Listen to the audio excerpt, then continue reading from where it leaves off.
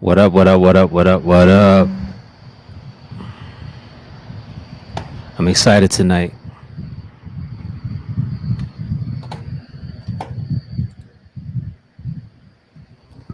DJ Rec, you always the first one on here. My guy.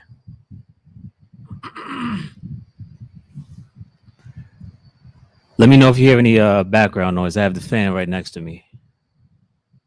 If it's interfering, please let me know and I'll shut it off. Just waiting on Minnesota, getting itself together. You know how the Bronx do. They got to get fresh. Mm-mm-mm-mm. Yeah. Come on in. Welcome, welcome, welcome. We're about to get some history tonight. Men Plus, what up?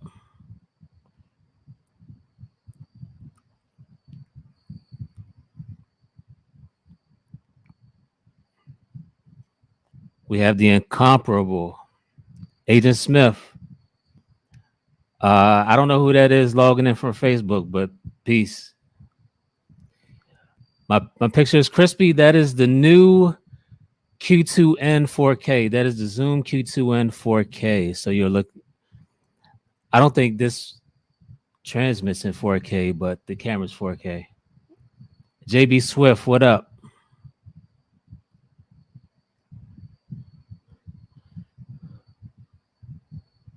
It's a me.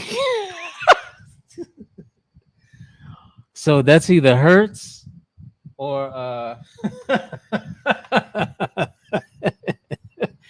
or RTO Beats. Thank you. Thank you. I appreciate the crispiness of the video. Y'all see the vinyl right there? Yeah.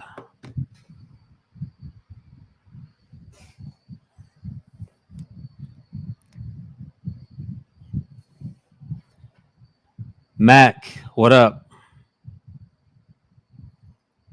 Minnesota just hit me. He's gonna be on in a couple minutes here.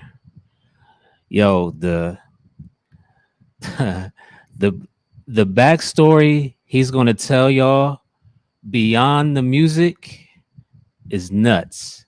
Tay Lee,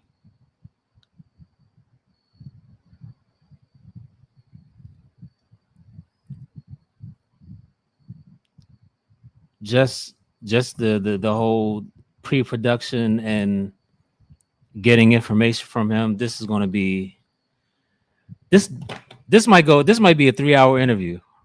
I'm not lying. Everything that he sent, man, this might be a 3 hour interview. Everything that this man went through and triumphs and disappointment, death and loss. We're gonna talk about it tonight.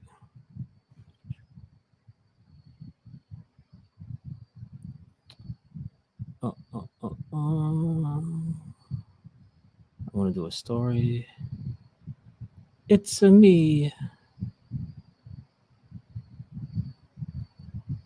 I need the YouTube link. Oh, I see somebody popped in. What's up, bro? Hold on 1 second. I'm getting my life together over here. All right, OG. Oh, I see the gold plaques on the wall.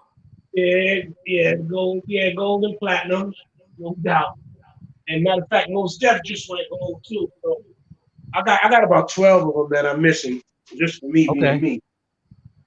I'm here home too. Tim White, what up? I got a I got a hater. I don't know who it is, but somebody wrote me from a fake page saying "fuck Minnesota." So that could be What? part. Yeah, of course, man. I got an old life, a whole old life. Hold on, give me a second. I'm coming. All right. We got all night. All right. Well, at least until I get sleepy. Uh,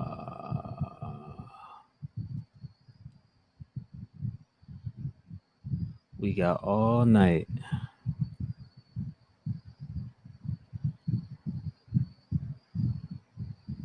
All right, there we go. It's a me. I want to do swipe up.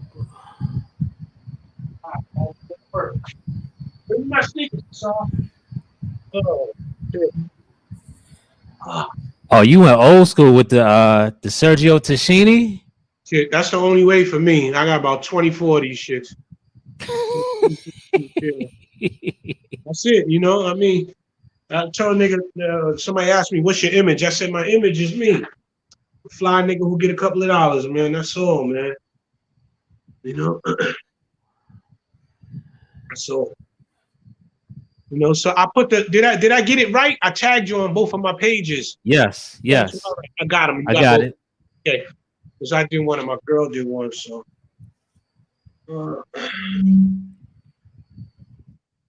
was good with you, man? I'm chilling, man. I'm glad we finally I'm glad we finally got a chance to chop it up, bro.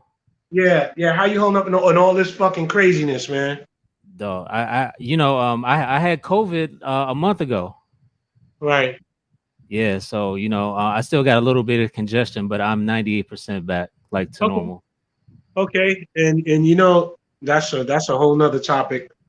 How many question for you? How many are we when is the interview starting? We live right now. Holy shit. All right, I'm sorry, I'm coming. Holy shit. I see that ASR in the background. Yeah, that's the piece, man. That's the piece, man. I'm in with you, man. You got me. All right, ladies and gentlemen, from the Bronx, New York, part of Money Boss Players, legendary producer for Big Pun, Most Def, Money Boss Players, Lord Tariq, Pudgy the Fat Bastard, Sadat X, Grand Poobah. I introduce you to Minnesota. Thank you, home team. What it is, man. What up? Just taking it moment by moment, home team. That's all, man. You know. Right, right. So a lot of people aren't familiar with your story. So Um, yeah, I want you to start out, hip hop started in the Bronx. So I want to know how it was growing up for you when you were at the heart of when hip hop started. yeah, Like man.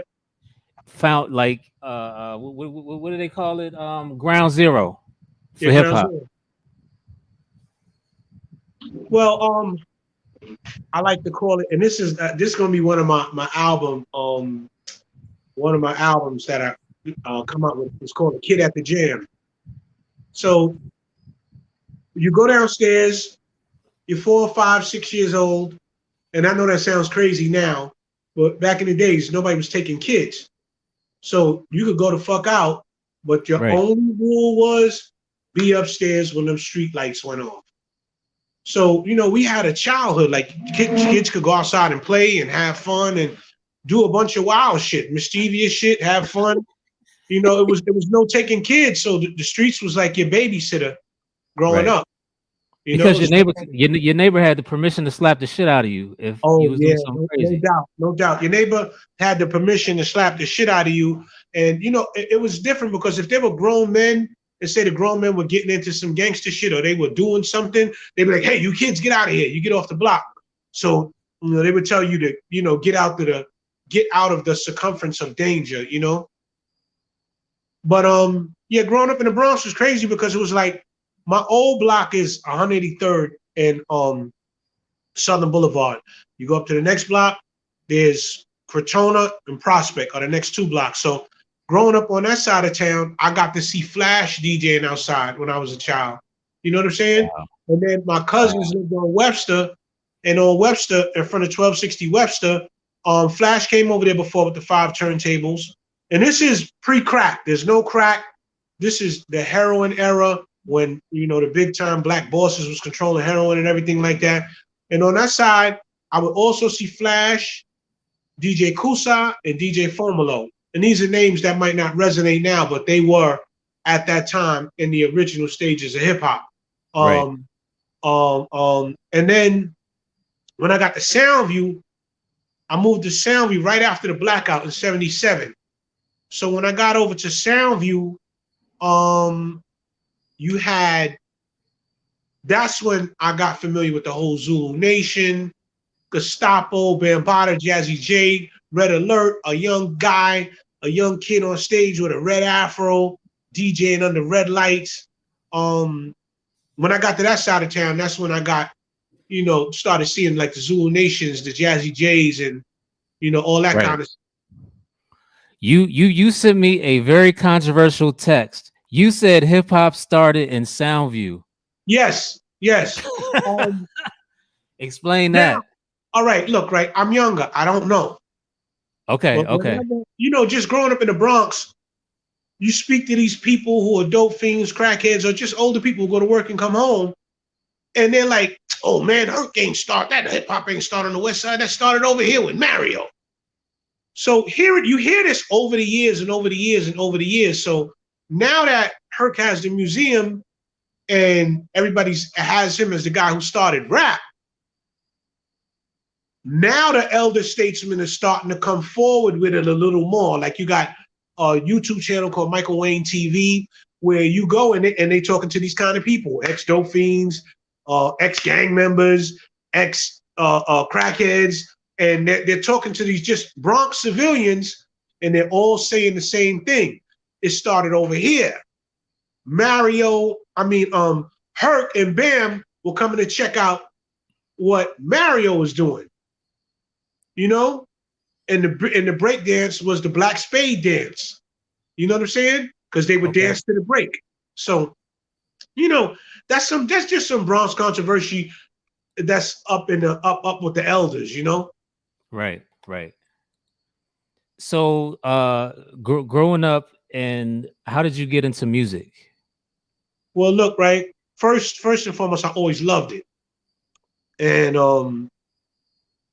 I always loved music. But it wasn't until my life took a turn to being involved with. At that time, between the ages of 13 and 20, the whole city was hustling. All the kids were like the front line for the new drug that came out because, how can I put it? And I'm not gonna lie to you. In Soundview, I swear, it was like 1 week we was breakdancing, doing electric boogie, and then the next week we was buying clout leathers and Roof of the World jackets. You know what I'm saying? It was just something happened that fast that took us out of childhood into an adult game. So what people got to understand is crack started 84 until before that, everything was about music. So Right. I went through the streets and did a lot of things and got dragged until it was like, damn, I want to try something else. You know what I'm saying? So, and it's funny the way that God works because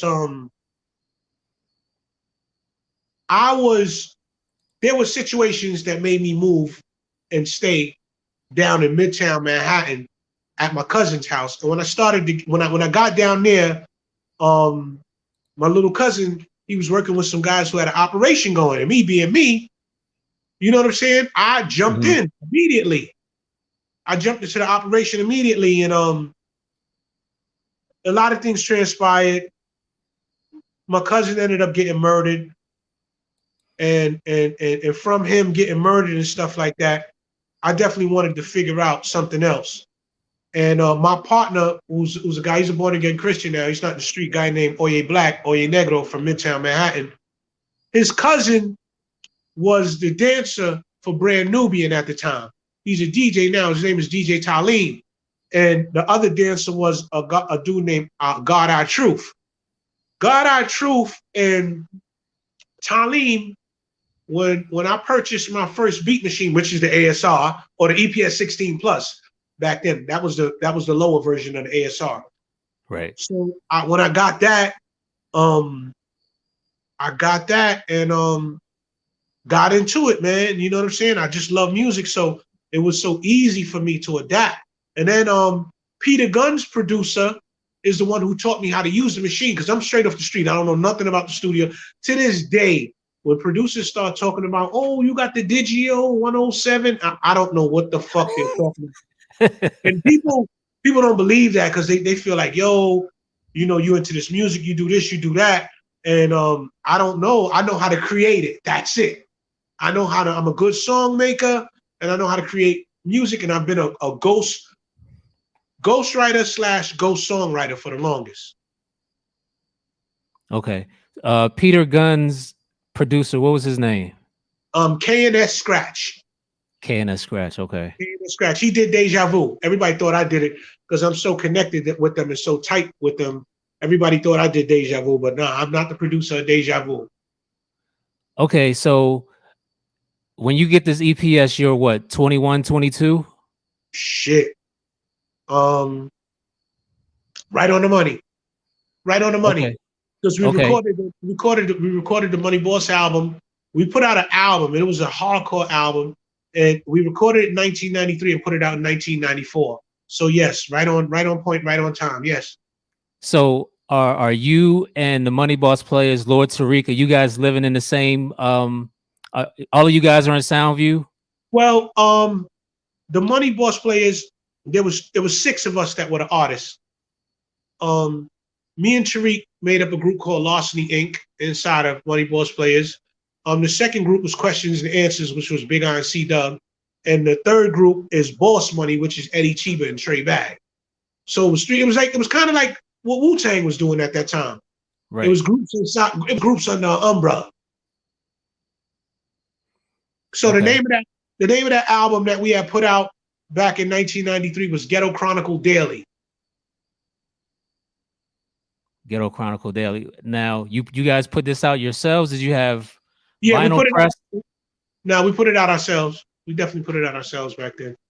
Okay. So when you guys put this out, what caught the label of? I mean, what caught the attention of the labels? Well, you know what? You know, back then, to get on back then, you had to go into Manhattan, and people would go. All of the MCs would be like, Lord. Anybody who was trying to get on would end up in Washington Square Park, or like Lord Tariq and DMX battled at Hunter College, like Manhattan. Wait, what? Lord Tariq and DMX battled at Hunter College, and you can ask if you ever get to interview DNY, you can ask them because that's when the Money Boss players met the Rough Riders. Oh, are you gonna say who won? I would say, come on, bro. I would say no. I would say that they both were excellent because Lord Tariq was the mixtape dude, and at that time DMX was the unknown dude. Okay. All right. Money Boss Players comes out. When do you produce for Pudgy the Fat Bastard with Big on the song? From us getting the buzz and getting the hype back then, a management company has stepped to me. I didn't have no management. I'm a kid from the Bronx. I know nothing. Like, listen, I had bad financial training, everything. Like, I could sit here and look back and say, I came into the game as a street kid with no training. And the management company that stepped to me at the time was they were called Mechadon Management, and that was an elder statesman by the name of Jerry Griffith. And Jerry Griffith comes out of the offices with Clive Davis, Roger Romaine, and another dude named Max Goose. So when I got under their umbrella, they had the artist Pudgy the Fat Bastard. So that's how I gave them cassette tapes, and they played beats for Pudgy, and Pudgy ended up buying different beats for me and stuff. Okay. when you did Think Big, were all the artists in the same session? Crazy session, because we would have had more pictures, but me being a young Bronx idiot, I was like, yo, don't take no fucking pictures. You know, everybody had this mindset. New York niggas, I tell you. Right. You know what I'm saying? So my friend Tony B, he snuck a picture. He snuck a picture of Big and him in the booth, and then he had everybody line up behind me, and I was on the board, and we took the picture. And it was like, I think he asked me so much, I was like, all right, man, one fucking picture. So, you know, that was that. That was the I didn't know that it was going to be a historic session, but it was. Wow. So I looked up on Discogs. Money Boss Players has a record on Discogs, and it says management by Pecos. You were you Well, managed? Pecos is a Yeah. story. Pecos is a story where Pecos grew up with us in Soundview. The only Okay. Money Boss Players that was from Soundview was Big Eye, C Dub, me, and Lord Tariq. And then Eddie and them is from the other side of the Bronx. But Pecos was definitely involved with us the whole time. Like Pecos is a childhood friend. We went to high school together. Okay. You know. Yeah. So all right. Uh well, let's go back. You're 12 and your dad is in jail. Right. So how your mother raising you or your grandmother like Well, I was raised by my grandmother and my aunt because when I was born, my mother had me when she was 13, but that generation before us, they was getting high and they was getting high off of heroin. So, my mother, had a heroin addiction problem. And when she birthed me, she brought me to my aunt in the Bronx. So I was with my aunt and my grandmother in the Bronx because had it had been she wasn't a person who was abusing drugs at such a young age, I would have been born on Farmers Boulevard. Because my Queens family was from Corona, and they were from wherever Farmers in Liberty meets, like 109 right there. So my family was always in Queens. So my father was from Brooklyn but moved to Queens. You know what I'm saying? So Mhm. yeah, my family was from Queens. So she brought me uptown, and that's how I was born and raised in the Bronx. Okay. Now jumping back to when you're, Pudgy the Fat Bastard, what actually opened the door for you to do Most Def and Pun? Oh man, What was that breakthrough? those are two different books. So All that's right, later on. That's later on. That's later on that happened. okay. Oh, I'm skipping. Oh, Most okay. Most Def. Now, all right. If we're gonna speak on Most Def, when I met Most, I got to go back to DJ Talim and God Our Truth, which were brand Nubian dancers, and they brought me in the fold and they introduced me to people. They introduced me to their dude who I was tight with named Aliyasha. Aliyasha Jabril was the first designer for Russell Simmons' Fat Farm at the time.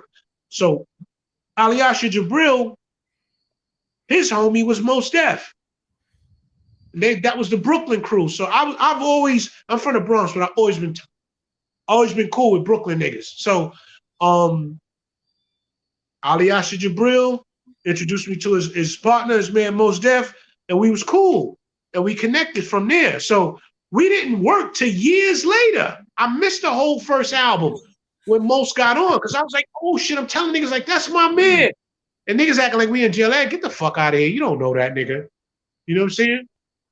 Right. So yeah, so Mos, I went to, I would fuck with the industry parties and sometimes not fuck with them, but uh uh uh uh later on, the management company that I was with, they were called uh it's M. Tume's son, the producer M. Tume. Ah man, I can't think of the name of the company, but I was being managed by James M. Tume's son. Okay. And, they had signed a jazz artist named Bilal Oliver, which is the jazz singer Bilal that we know now. So he had a party. So they like, yo, Minnie, come to the party, come. It's you plus Hyam anyone. I'm like, man, fuck that shit. So they haggled me so much, I ended up going. They was like, yo, the chicks is gonna be there. So that was motivation. So it's like, yo, Bilal brings out the chicks. So I went down to the party. It was in the village. The shit was slamming. It was right by the World Trade Center. And I went, and when I went, I had a CD on me. And as I'm leaving, Mos Def is coming in. I'm like, yo, Mos, what up? He's like, yo, Minnie. I handed him the CD. I didn't think nothing of it. That nigga called me about 48 hours later, like, yo, my nigga, come on. Let's make history. You got what I need. Because at that time, he was coming off of a hiatus at that time.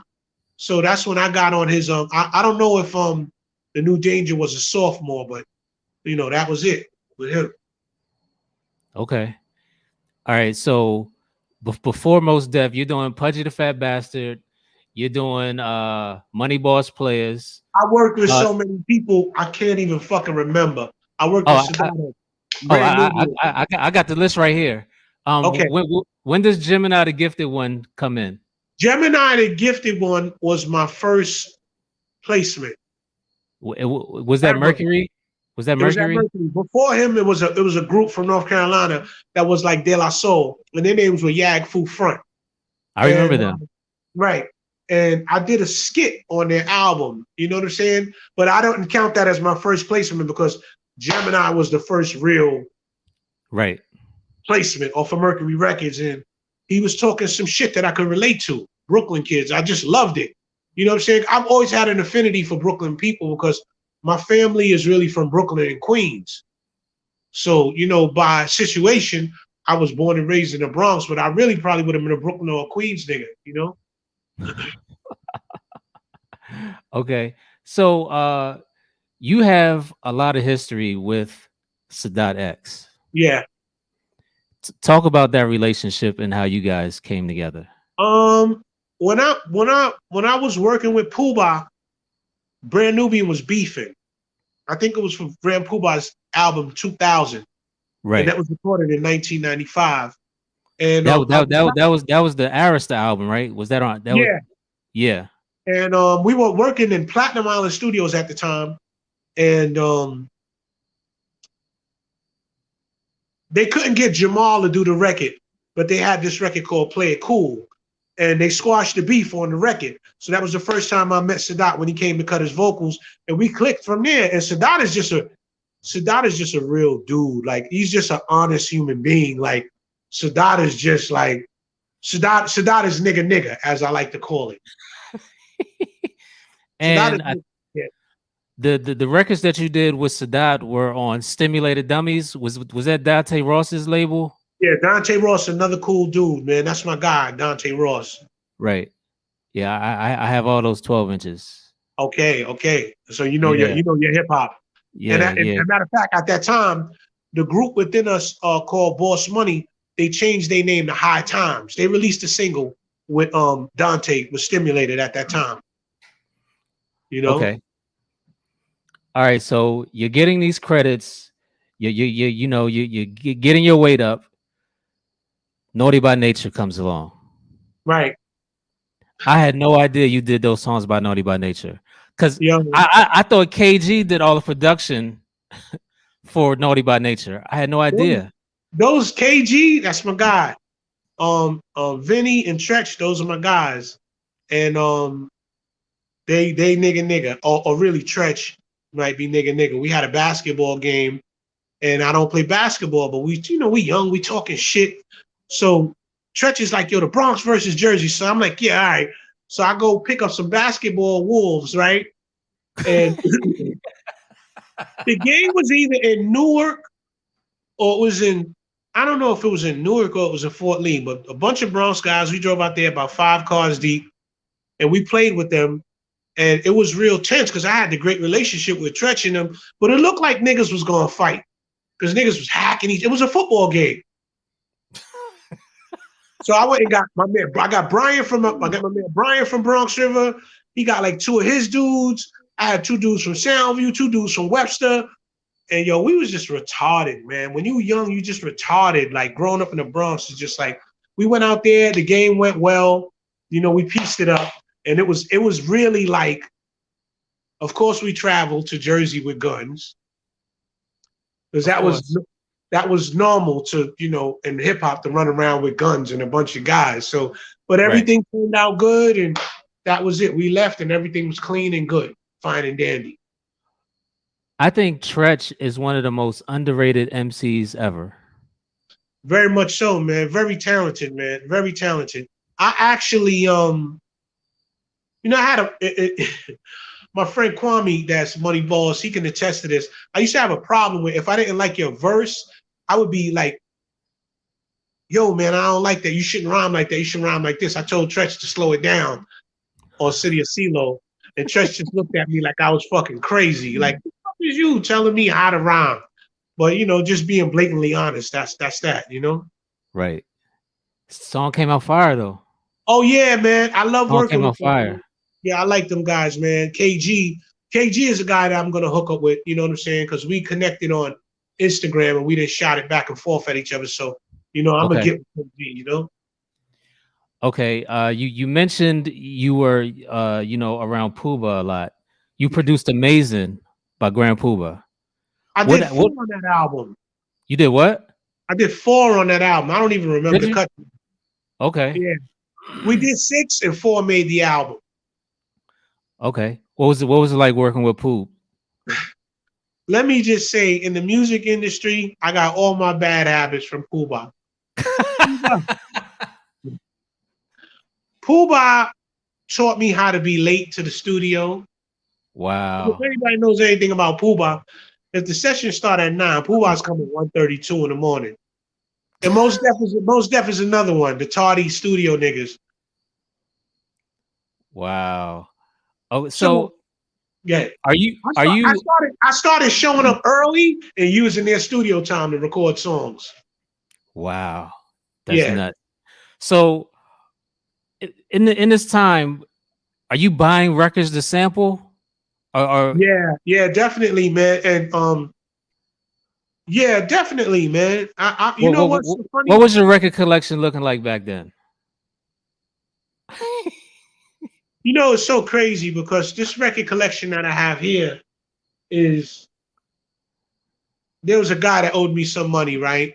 And the nigga, I hadn't heard from him in a while. And then he called me out of the blue and he said, "Would you take my father's record collection as payment for the money that I owe you?" And I said, "Hell yeah." And I got a U-Haul van and cleaned them out. And the good thing about it is his father was the Jamaican DJ from my neighborhood. His father was moving to Jamaica and didn't want to take the records. So I got, I don't even know what I have now, but I have 10,000 records, Wow. you know? Back My then, record collection, huh? my record collection, I could honestly sit here and say my talent is by DNA, but the people who taught me, I'm the guy who wasn't from Forest Projects, but my mentor was always Showbiz. Showbiz number one. And after him, Lord Finesse, Diamond, and then other people. But my really coming from Soundview, at the time that I was doing music, I was the only nigga in the neighborhood doing music. Like all my friends was hustling and they laughed. Like, yo, where you going with those records? Yo, you a DJ? Yo, niggas used to be cracking up. But my digging was it was crazy because I, at the time, on the verges of coming up the street and going into music, I was collecting all of the crackheads' records. Like everybody from my neighborhood of age, they write me sometime.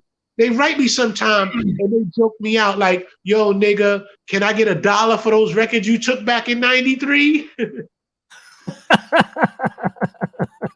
Yeah. um. So when so in New York, in the '90s, like producers would like click up, like Pete Rock would hang out with Large Professor. So you were just dolo by yourself, I was dolo, but I'm cool with everybody. right? I've never met Pete Rock. And I might have saw Pete Rock once or twice in person, but I've never met Pete Rock. But I was always cool with like my cousin is the guy who rhymed on "Faking the Funk." Yo, am I frozen?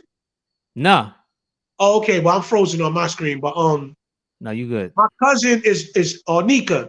Ornika rhymed on "Faking the Funk" with Large Professor. So I was always cool with Large and Lord Finesse, Diamond, Showbiz. Uh, shit, man. I know I'm leaving people out. My own niggas that was under me, Sean Raider, Father Time. I was just cool with all producers. Like I never, there's no. I've had beefs with some producers as of recent, but We they're we not we even we, really. We They're we not we we really, we we gonna get into that. We gonna get into that. right, right. Uh, um, I just lost my train of thought. Oh, when Deja Vu comes out, and they go through the lawsuit and all that stuff, and then the album. Did you do anything on the album? No. Why not? Well, look, right. Me and Tariq have a repaired relationship now. And Tariq has Okay. always been my guy. And I was very mad at Tariq around that time because we were doing the Money Boss Player album at the same time he was doing the Deja Vu album. And Tariq ain't want to be around niggas. And at that time, many came with when I look back at it now as an adult, I probably came with a lot of niggas that Tariq didn't want to be around experiencing success at that time. Hmm. So I looking at it as a man now, me being nigga and having a lot of niggas around, probably Tariq probably didn't want to deal with that shit. And my man was distant with me. Like we gotta repair. I looked at it as shitty then, but I have a better understanding for things now. And I could see why a nigga probably wanted to distance himself from the kind of, the kind of apes and people that I had around. You know what I'm saying? So as an adult, man, now Tariq has always been my man, but he was fucking with me, but it was hard to get in contact with him. And this is my man. Like we went through all the struggles together. Right. So I didn't see as a nigga was attaining success. We looked at it like, yo, he's shitting on us, but it was probably elements that niggas didn't want around him, just to be honest, because him and Peter Guns would have words sometimes about, yo, why your crew ain't around, nigga? And Tariq tell him, why your crew ain't around? You know what I'm saying? So, they caught their success and that was that. But, as it stands now, I can officially say me and Tariq are cool. You know what I'm saying? Okay. All right. Um, you mentioned that you did some work with De La Soul. Yeah. What song did you do for De La Soul? I've never seen it I produced got, by. listen, I'm hoping that I got they single. It's For the De new La album? Soul and Yummy. I got the song. I got the song without their lyrics on it yet. They didn't even put the lyrics on it. But I speak to me and Maceo is tight. So Maceo confirmed that they're working again, and there's a possibility that I might have the single. And I would say it would be wise because the record I did for them got a singer on it, and I adore her voice, man. Like to work with her is a pleasure. Like for me, just to work with a dope motherfucker is a pleasure. It's not about who you are, how many records you sold. I'll do something for a nigga in the street that got $1,500 to spend. You don't gotta be you don't got to be the richest or the nigga who sold the most records to create good work is good for me. That satisfies my soul. But the record that I did with De La Soul and Yummy is crazy. Yummy is amazing. Yummy is Under, amazing. underrated as a writer and a singer. Right. Amazing. Oh, she penned a lot of hits that we heard on the radio though. I know. I know. But yeah, and Yummy is releasing a project, She's releasing a project also, but yeah, man, I just say, so far as producing, it's one of my favorite records because I never really got to work with R&B singers, and I could be a dope R&B producer too with ease. That's easy, no problem. But Yeah. I, You I was you did that Serengeti song with Serengeti. Oh shit, what was her name? Amber Sunshower. Amber Sunshower. Yeah, you know what? Amber Sunshower was Erica Badu before Erica Badu. And there's no disrespect to Erica Badu. I love Erica Badu. I love Jill Scott. But that was my first neo soul cut. But it was so earthy. It Serengeti Plains didn't go where it was supposed to go, you know? Right. But yeah, on the neo soul, she was ahead of her time because nobody was doing that then. Right. She was one of the first ones before Bahamadia. She was one of the first ones in the neo soul movement. You know what I'm saying? And I was supposed to work with Guapole, but I didn't get to work with her. But I love her stuff too. Okay. Talk to me about Irv Gotti.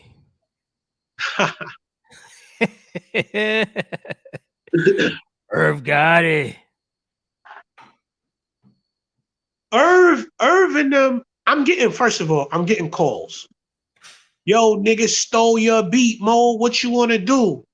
I'm like, what the fuck are you talking about? They like, yo, your beat is, because, you know, niggas in the street that rhymed in the neighborhood, I will always give them my CDs as motivation. So this one particular day, I get like 14 calls. They like, yo, is Ja Rule and Lil Wayne stole your beat? And everybody will always come me and tell me this person stole your beat, this person. And I'm like, yeah, whatever.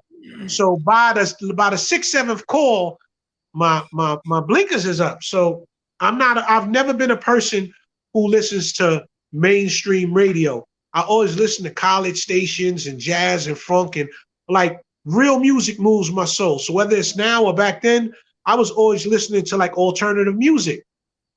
So after like the sixth one, now I'm out and turned to Hot 97, and there it is. I said, oh shit. I contact my attorney. My attorney gets in contact with the right people.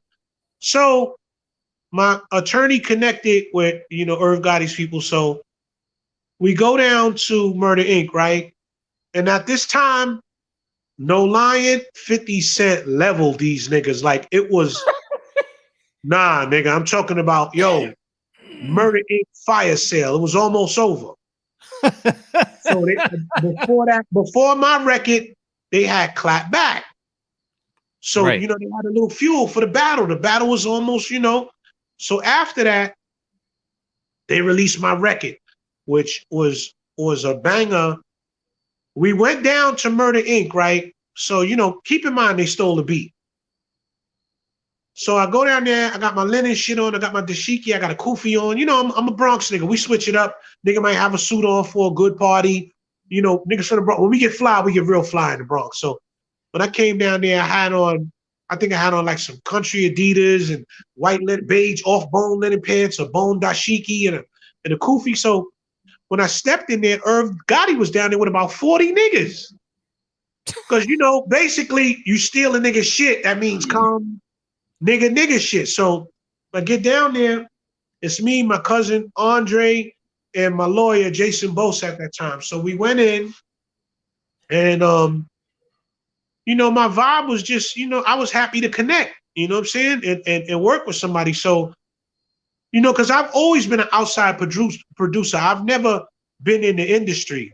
So by this time, I'm learning that you had to connect with a family to get right in the industry. Like, you're not going to get right in the industry unless you're with one of the major families, the major label or the major families. So, you know, I connect with Irv and them. I come in there. It's like 80 Queens niggas, brolic niggas, just, you know. So I come in and I retracked the beat for them. And, you know, we worked everything out, legal paperwork, produced by Minnesota, da-da-da, and that was that. You know what I'm saying? So, yeah, Irv is a trip, though. Irv is like a blatantly honest, retarded, bugged out nigga. Like, you know, I like the nigga. Nah. Irv is cool. When we was in the studio, Irv was like, yo, we was trying to steal this shit so bad. What did you do to it? Because they couldn't do it. They couldn't get it. It's a secret that I have as a producer on the ASR, where if you're a producer and you're trying to steal, if I'm chopping, you're gonna have a hard time getting and I never knew that what I was doing was correct to Irv exposed it to me there, because he was like, yo, we trying to play this shit over, we trying to chop it, we couldn't do it.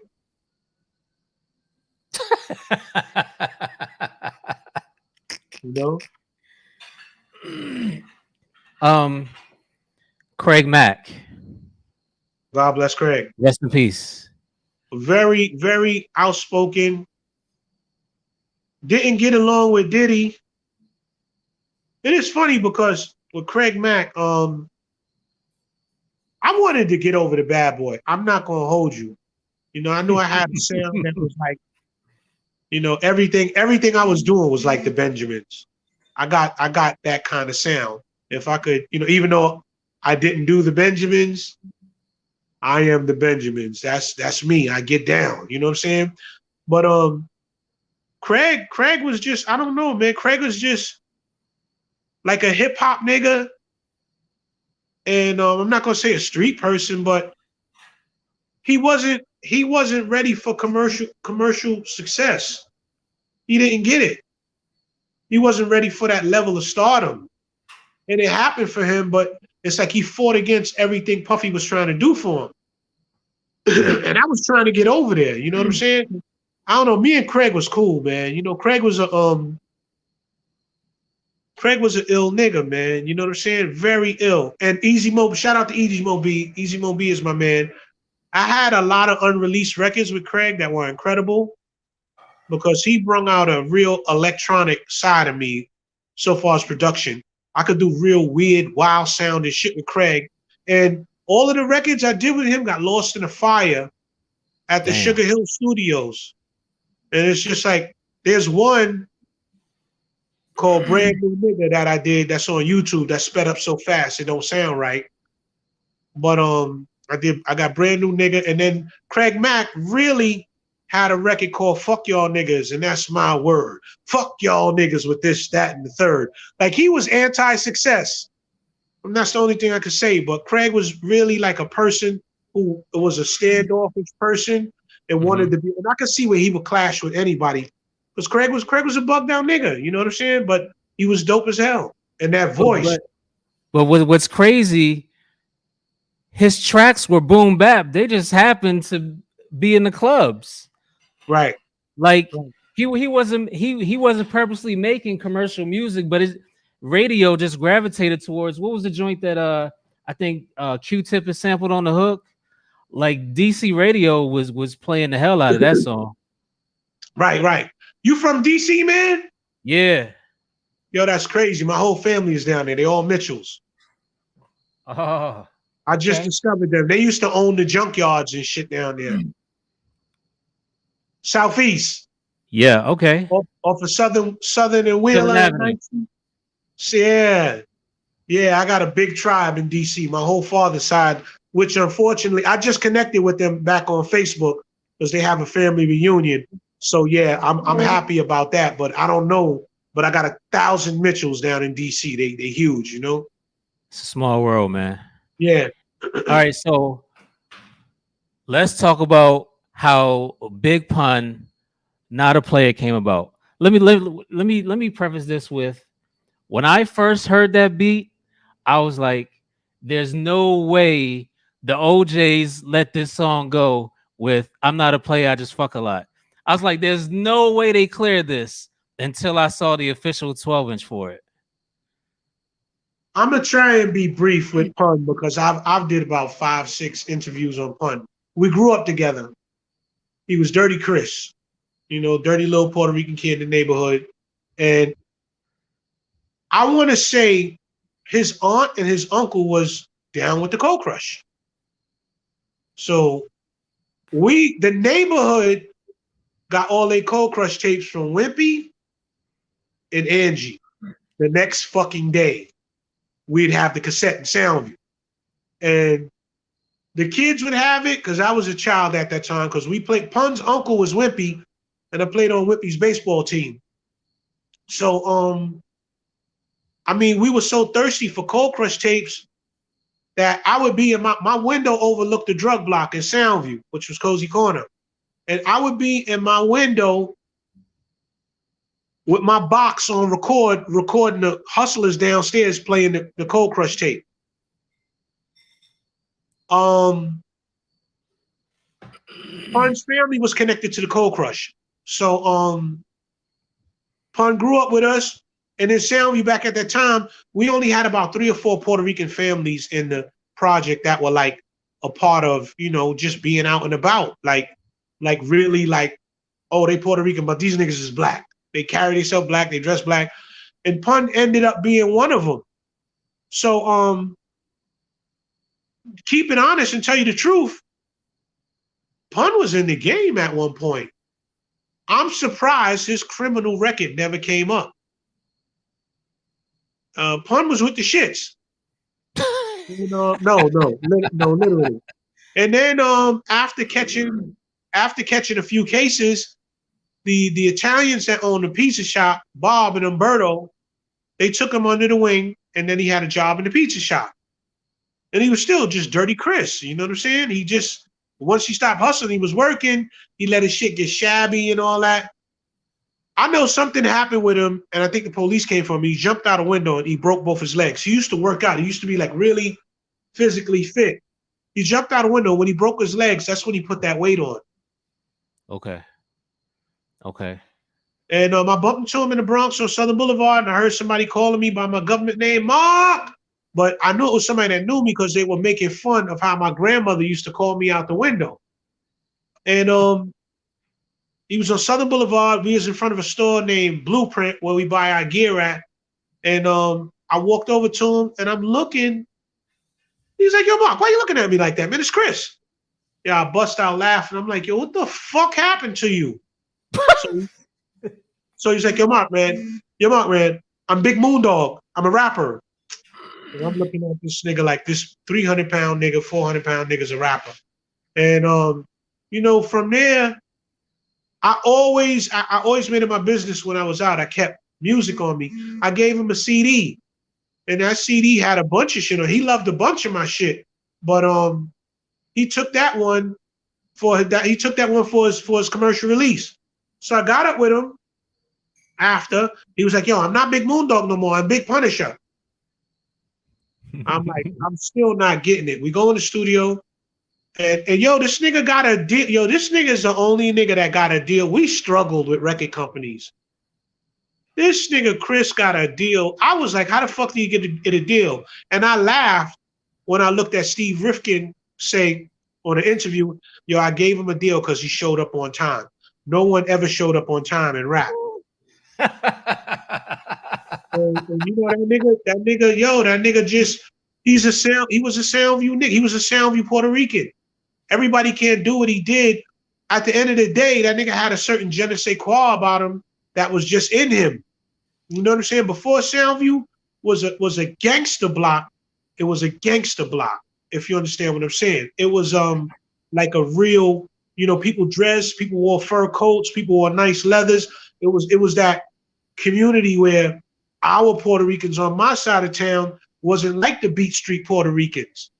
Our Puerto Ricans was flamboyant. You know what I'm saying? Like big Cuban links and driving BMWs. It wasn't like, and I'm not saying the South Bronx niggas didn't end up having they figures like Boy George and Chicky and them, but Soundview Puerto Ricans was different. Castle Hill Puerto Ricans was different. They had a different flavor. Tell me about this. Tell me about the session for I'm Not a Player. He laid it down, and I liked it. I wasn't in love with it, but I liked it. And I was is Fat Joe in the studio with you guys? No. Okay. No. You know what I'm saying? And the funny thing was, I liked it. I liked the record, but I wasn't crazy about it. You know, when you're in a record in the studio, you listen to a record over and over, and I'm like, oh shit, Chris killed this shit. Like this nigga, he has some talent. I didn't know it was going to be what it was. You know what I'm saying? So you didn't believe in him until after this record. I never heard him. I didn't know how he got a fucking deal. The nigga was 400 pounds. I'm not gonna lie. But it was fun. It was fun. He's a childhood friend, so it was fun reconnecting with a nigga from when I was 12, 13, 11, 10 years old.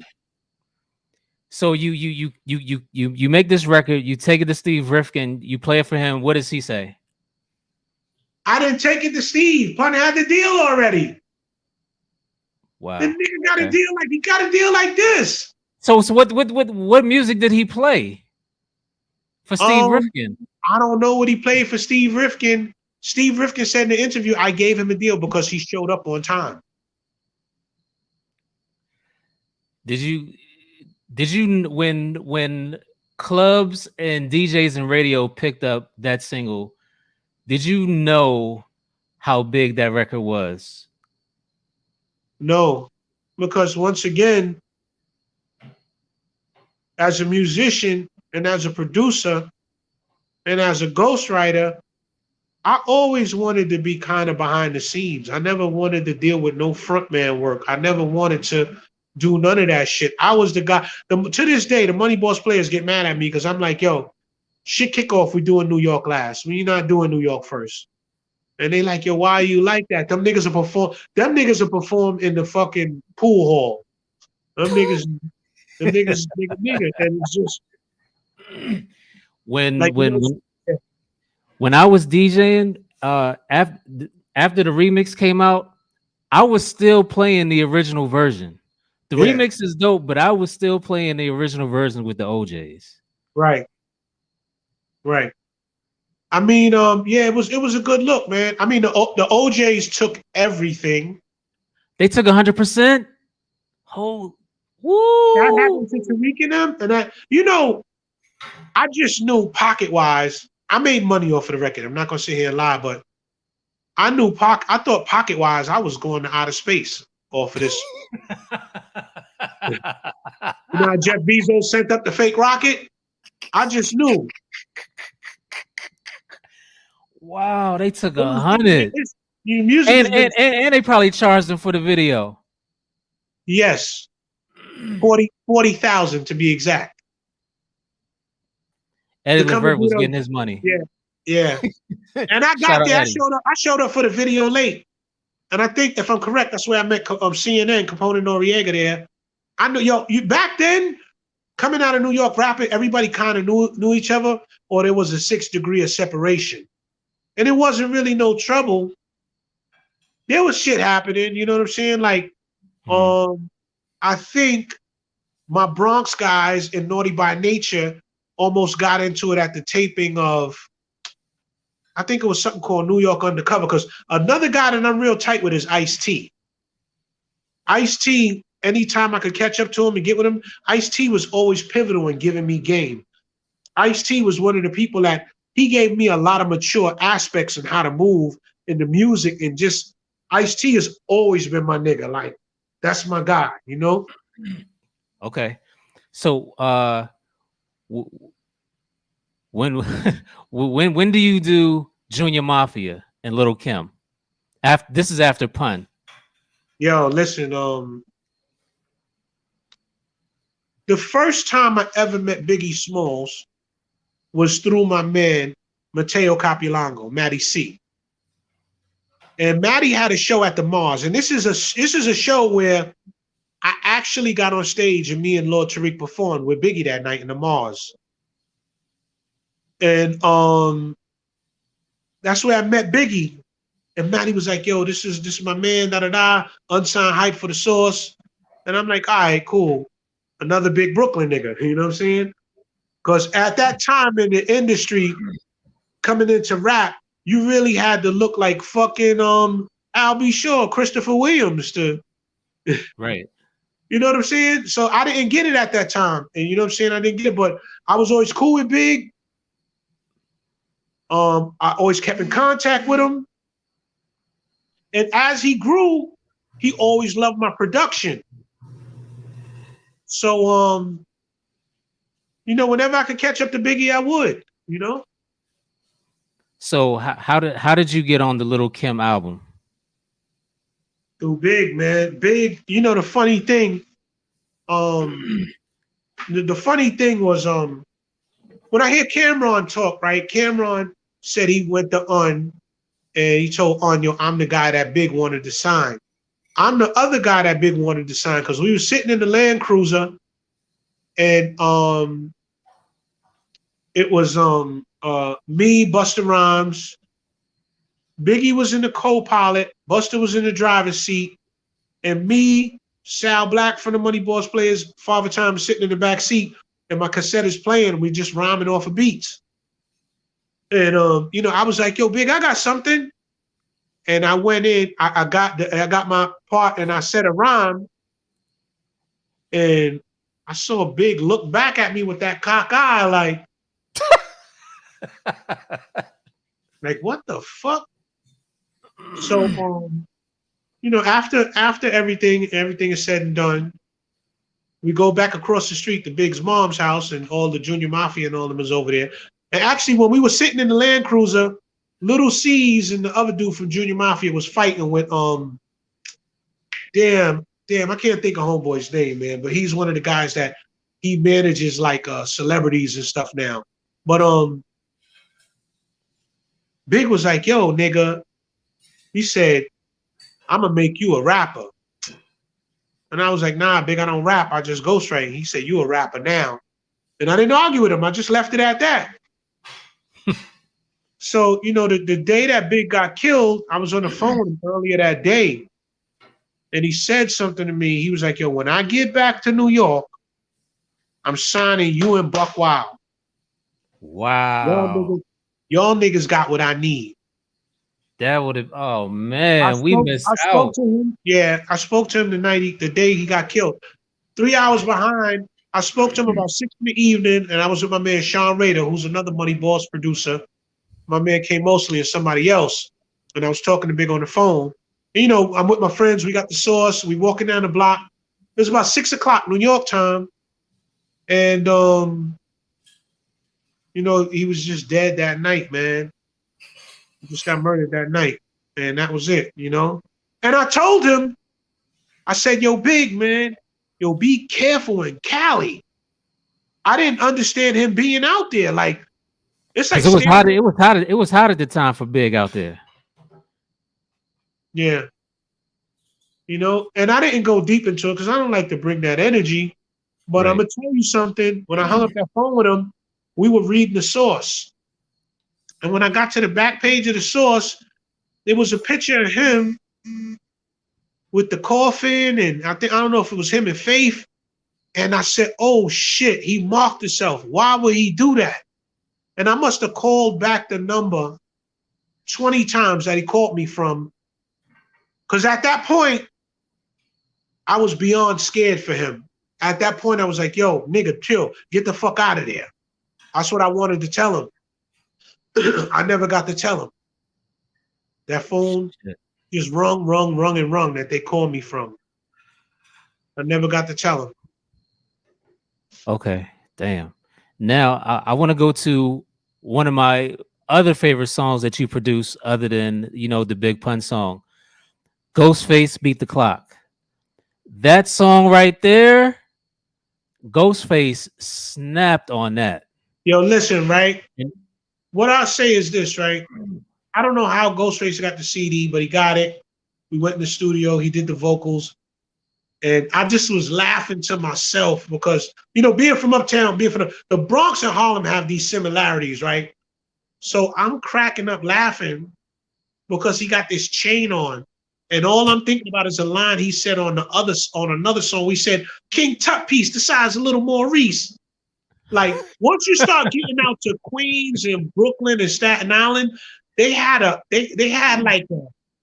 like Brooklyn niggas, Queens niggas, Staten Island. Their jewelry was too big.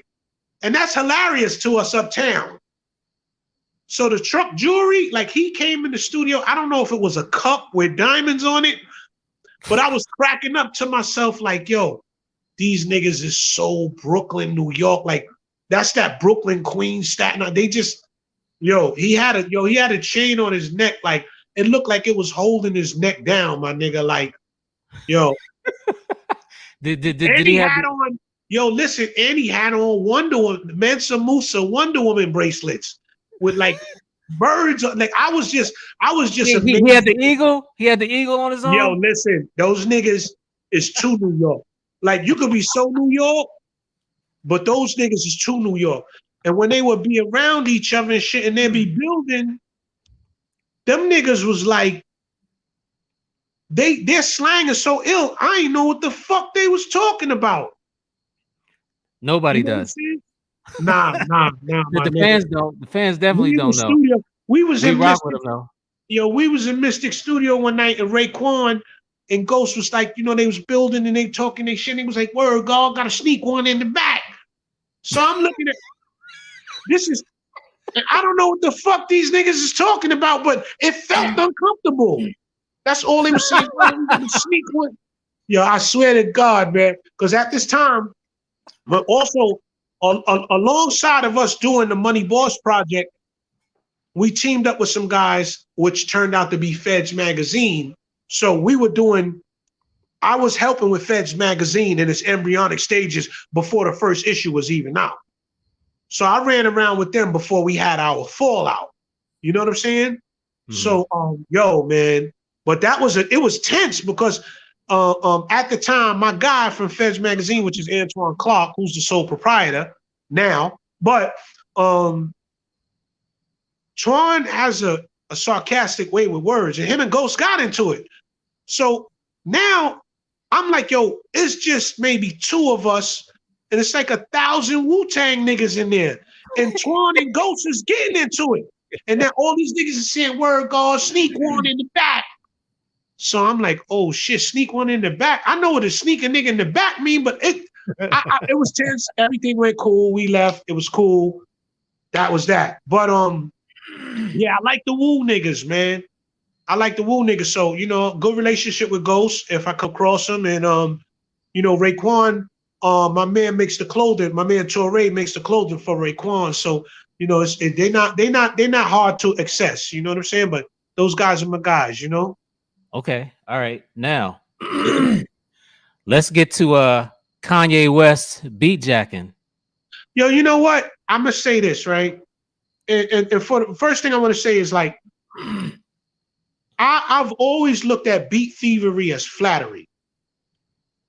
I don't know why I looked at it like that. There are other records out there that are just as big as the Missy Elliott Monica record that Kanye took. Now, let me tell you what happens with musicians. I find a CD, it's a hot beat on it. I'm loving the beat. I don't know who produced it. I got a song to it. I put some drums over it, have a nigga put R&B over it, play it. It's out there. The musical mind, the hardest part for you is, it's like when Irv Gotti and them put my record out. I think Kanye and them put the record out and didn't know who did it and took the credit for it. So it says produced by Kanye, produced by Missy Elliott. They split it down. So for the people that don't know, what was the song? The record is Missy Elliott and Monica, knock, knock, knocking at my door. Okay. So like I say, as a producer, like, you know, I never did it. I never took nobody's shit. The only thing that I did do, and I will admit to it, is I stole a hi-hat. And I didn't steal it. No, I didn't steal it to steal it. Like, I'm going to use it. It was Pharrell's hi-hat. Pharrell. Because I got to go down to Virginia to work with Pharrell, and we were working in Future Sound Studio. I'm going to come back, right? And okay. He had a beat in the, because Pharrell is an ASR man too. So he wasn't in the studio. And when Pharrell changed the face of music, first of all, he made everything electronic. But when he would do his drums, he had me puzzled as to how he had such a real sounding drum. Like, you can tell a sample and you can tell a machine. When Pharrell first came out, it was something about his drums that was incredible that nobody did. Like I say, he changed the face of music. And I come to find out that he was just recording his drums by hand until he got them perfect, and he wasn't using the quantize. So he would go through 8 bars of this, and it would give it a sound like a nigga was playing the actual sample as a drum. And I was fucked up. Like, yo, I always wanted to know what he was doing. And then he would leave air in front of his hi-hat. So you were always getting it really sound like, if you go back and you listen to Pharrell's production, and that shit was puzzling me, and it puzzled me so bad. So I stole Pharrell's hi-hat. So I had to find out what it was. It was bothering me in my gut. Like, yo, what is he doing? So yeah. How did Missy get your beat? Back in those days, you left CDs around. All producers ran around with CDs, and my CD, I might have gave my CD to an artist and they might have forgot it in the studio, and the next session came in and the motherfucker found it. Cause look, man, you know what? Tonight for your show, I'm gonna say this, and not to badger any producers or anything like that, But I got Beyonce's Naughty Girl. I did a record. I left that CD down in the Hit Factory in Miami at the time with Scott Storch's manager, Miami Mike. I hear Beyonce's Naughty Girl. It's an interpolation of a song that I have, and my song lines right up with it. Mine was a sample, and it goes, and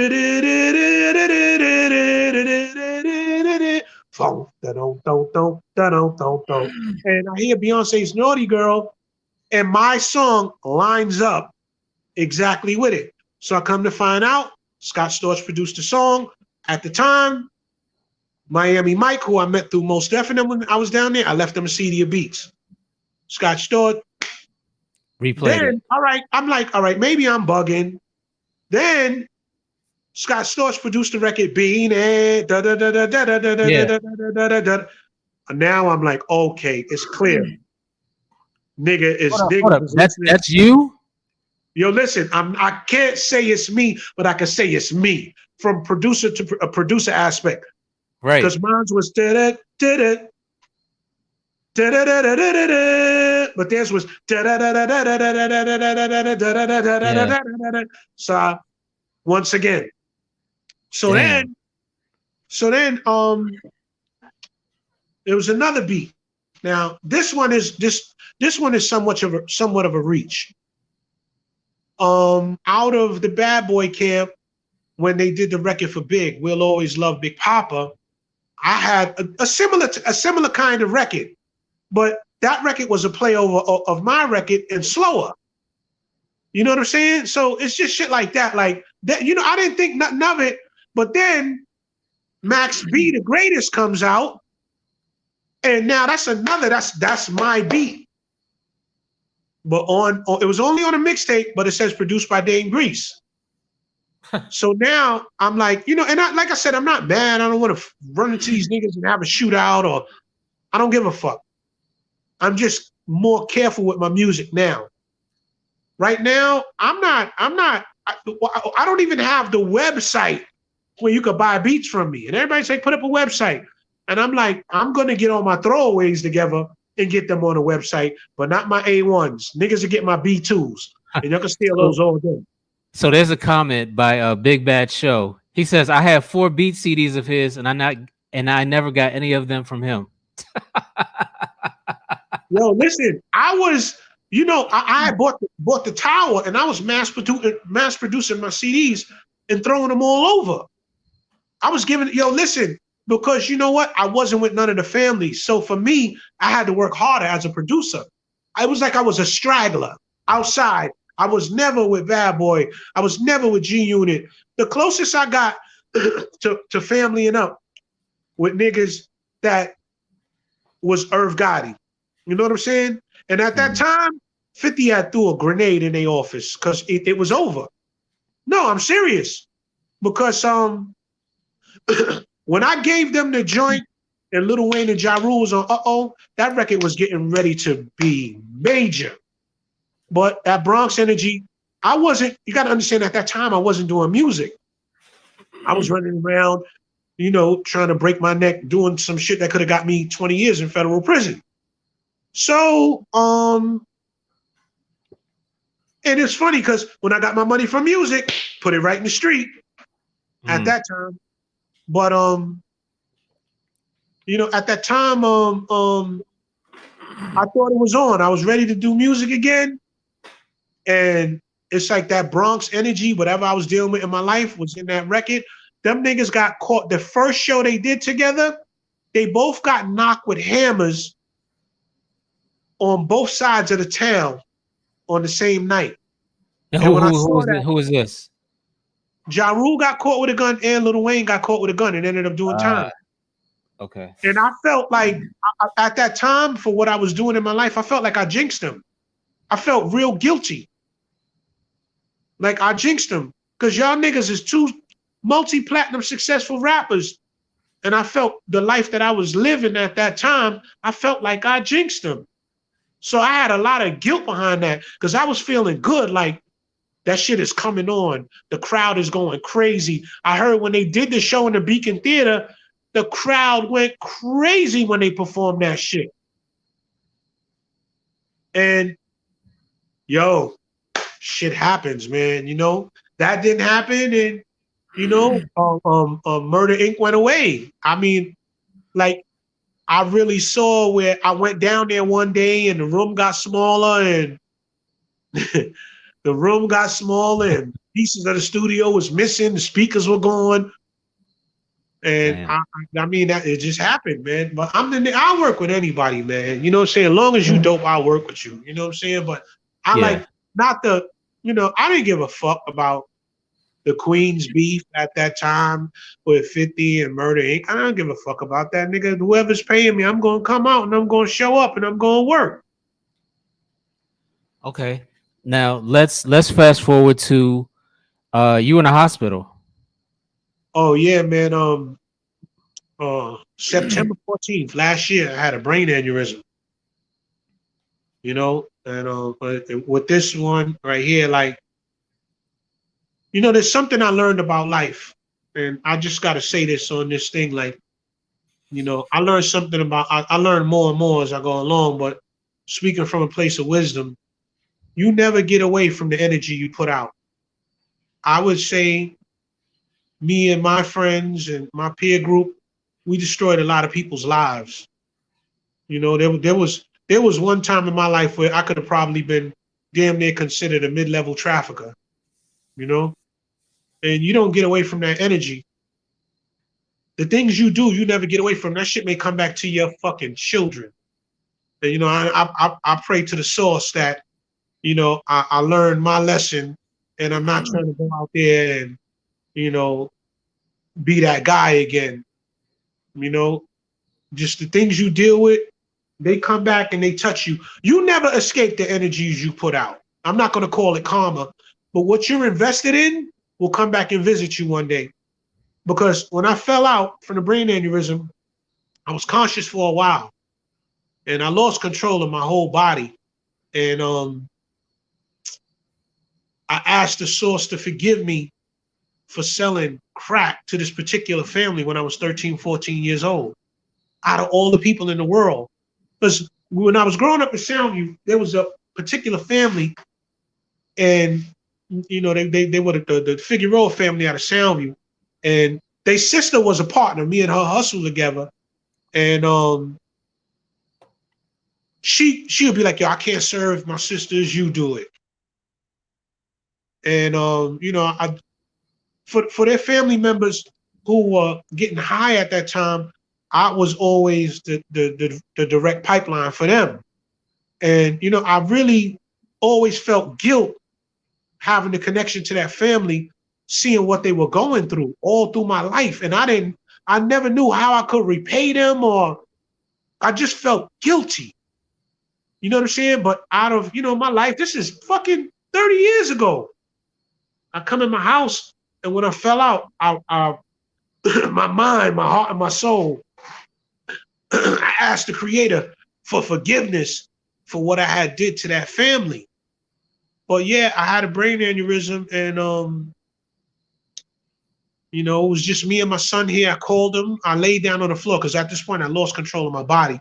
I didn't know what happened to me, and I felt like I was going to die. So I told him, I said, "Yo, get daddy's hot water. Make me some hot water." So he went, he poured me the water, and then he put cayenne in it. And I drunk it, but I was laying down. So when I drunk it and I was laying down, I was cool. Everything had kind of like seized whatever was going on with me. And due to the fact that I was laying down when I drank the water and the cayenne, because if you're going through anything with respiratory, I'm into holistic herbs. If you're having a heart attack and you can get some water and cayenne in you, you will cease the heart attack. And then they get you to the hospital, and then you take it from there. But it will stop the, whatever's going on respiratory. I knew something was really wrong with me because I felt like I was losing body function. So when I was laying on the floor, I threw up because I drank the cayenne laying down. So my son, I'm going back in the vortex now. Shit is starting to spin again. And I hear my son say, oh, first of all, he came and laid on the floor with me in the kitchen. He was like, yo, Dad, this is cool. He said, we got to do this more. This is fun. Because I'm laying on the floor in front of my refrigerator. He lays down with me. So when I threw up, he jumped up and it's getting blurry and everything is starting to spin again. And he said, Dad, you lied to me. He said, something is wrong with you. You can't do this to me. Mommy died the same way because his mother died in front of his face. And that when I heard him say that, that shit pulled me up out the vortex. I used a little bit of strength I had, and I pushed myself up against the closet, the cabinets under the sink, and he called 911 for me. So my son saved my life. Wow. So Wow. that's it. The paramedics came, and I'm drinking water and cayenne, putting as much of it as I can into my system, and at this point, the paramedics they come, they arrive, and at this point, I thought I was dead because I pissed and I shit on myself. I couldn't hold nothing. Like I didn't have no control of my body. They picked me up, they put me on the stretcher, and this is all I can remember. They took me down, and as they took me down, I heard them saying something like, "Yo, his oxygen ain't right. He don't have oxygen." I remember them rolling me down, putting me in the ambulance, and that was all I remember. And they took me to the hospital, and from the hospital, they put me in a helicopter, and they flew me to Yale, New Haven. And when they got me to Yale, New Haven, I was put into a medically induced coma, and I was supposed to be under in the coma for allegedly 4 to 5 weeks, but I woke up in 29 hours. Now, I attribute this by accident 2 months before I had the brain aneurysm. My girl is vegan, and we didn't plan it or anything, but she's just making vegan food. She's cooking vegan, and I just 2 months before I had the brain aneurysm, I just stopped eating meat.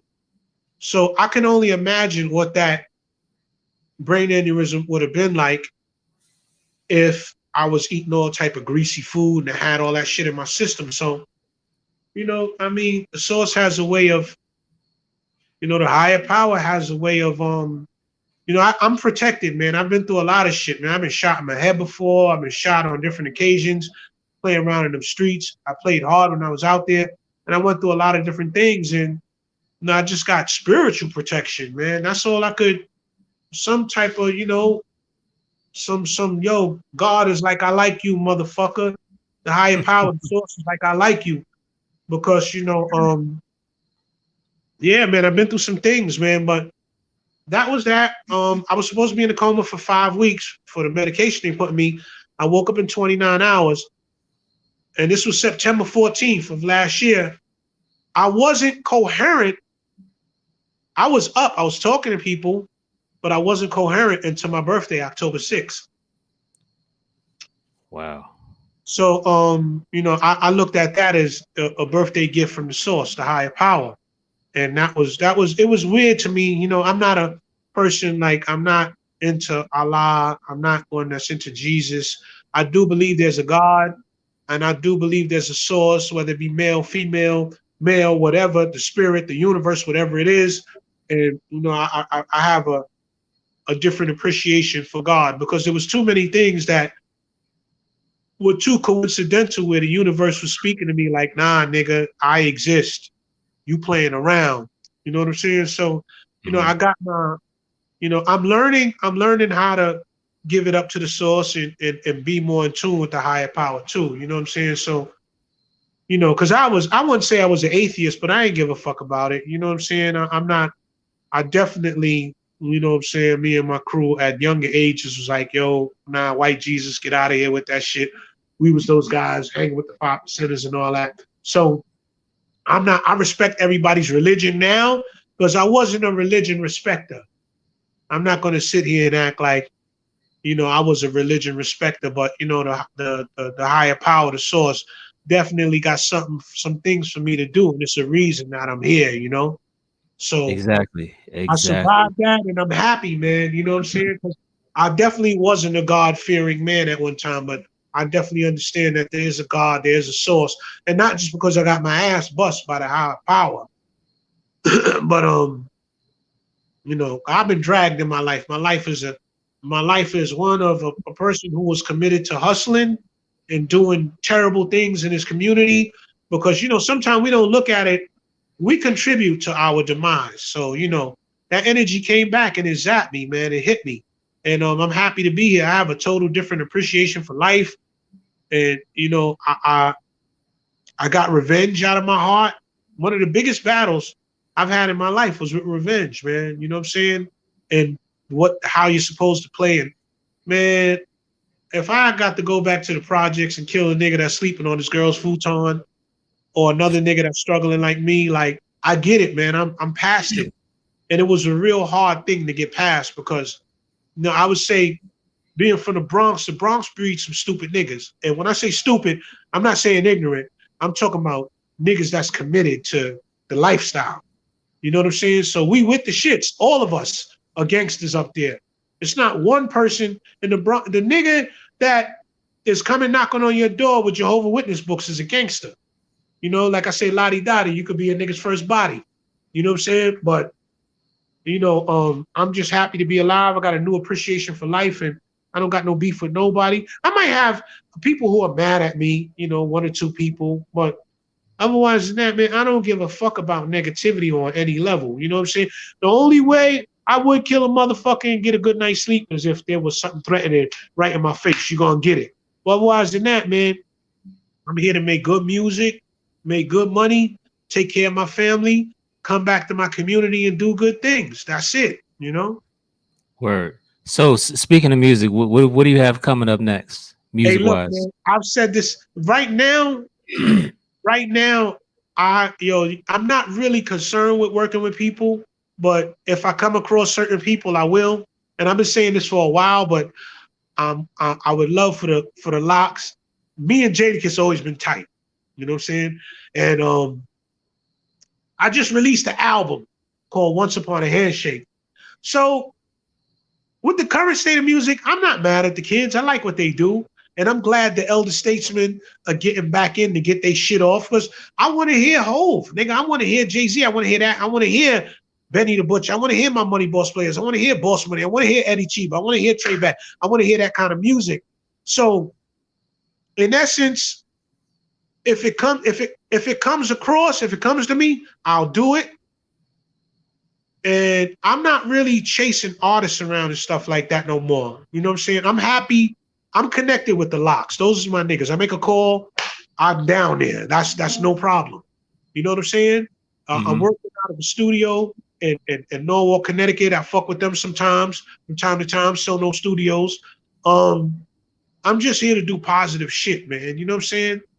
Yeah. That's it. You But you you know the locks rhymed over the Pudgy the Fat Bastard sample maybe about 4 years ago. what about Think Big? Yeah, yeah, Yeah. Those are my guys, man. Those are my yeah. guys. It was dope. It was called New York. Yo, listen, you know it's so crazy because that group of niggas, I'm gonna have a crazy chemistry with them because I'm gonna give them niggas like 9 Benjamins. Like the joints they took from me is the joints they took from me is mean, but I got some other kind of shit for them. That's like those are my guys. I call Dazel. I'm down there. You know what I'm saying? Like I get along with niggas, man. Like they producers, my man Dazel. I call Dazel. I'm down there. We off to the races. I can't wait to hear this. Nah, I maxed out with them. Like, and I'm not finished. You know what I'm saying? I was gonna go in house with them because you know I've had these. Look, man, my life has been like this: valleys and peaks. When I was younger, I had no fucking financial training, and now dope boy mentality. I'm running around. I'm getting checks. Little Kim check coming 70,000. I'm just doing nigga shit. So in a sense, I could really sit here and say I wasn't doing the right thing with my money. I had money I could have built the fucking complex with the money I made. I ended up owing the Internal Revenue Service a bunch of money. They seized all my accounts. Child support and the IRS came at the same time. Damn. What do I do? Oh, I'm cocky. I'm not going to be broke. I'm going back in the street. And that led me on another bad journey, but it also cleaned my mind as to how to deal with money as an adult. Because now I'm not a kid going to Washington, D.C., going to Springfield, Massachusetts, to be in somebody's town, being a menace. Now I'm breaking everything down. I got to have put back. So now I'm really intricately learning how to deal with my money and not being a jerk for the first time in my life. So I know how to do it financially now. You know what I'm saying? Yeah. So you know what? One, I want to double back real quick. One artist that I had no idea that you produced for, Yeah. and it surprised me when you sent me this name, Trick Daddy. Oh man. When Yo, I was with, how did you connect with Trick Daddy? when I got with the, I think all through my career, I've only been with 3 management teams. I was first with Mechadon Management, which is Roger Romaine, Max Goose, and Jerry Griffith. And as you know, Max Goose was the senior vice president of Def Jam at one time. Trick Daddy, when I got with the second management team that was Moyo Music, which was Art Martin and Faolo Mtume. I'm sorry, I be forgetting. I'm sorry, Artie. This is James Mtume's son and James Mtume's nephew, God bless his soul, Damu Mtume. So Damu handled the West Coast, and Fa and Art Martin, Faolo Mtume and Art Martin handled the East Coast. So they had that connection with Santana. Santana from Slip and Slide Records was managing Trick Daddy and Trina at that time. I got records of Trina that never came out. Bomb shit. So I went down to Florida and I connected with them niggas. And the funny thing was, like, I don't know if it's some Bronx shit, but at one time I was scared of flying airplanes, right? Mm-hmm. So it's a bugged out story. I go down to Florida and I took the Amtrak down, right? Oh, that's a long ride.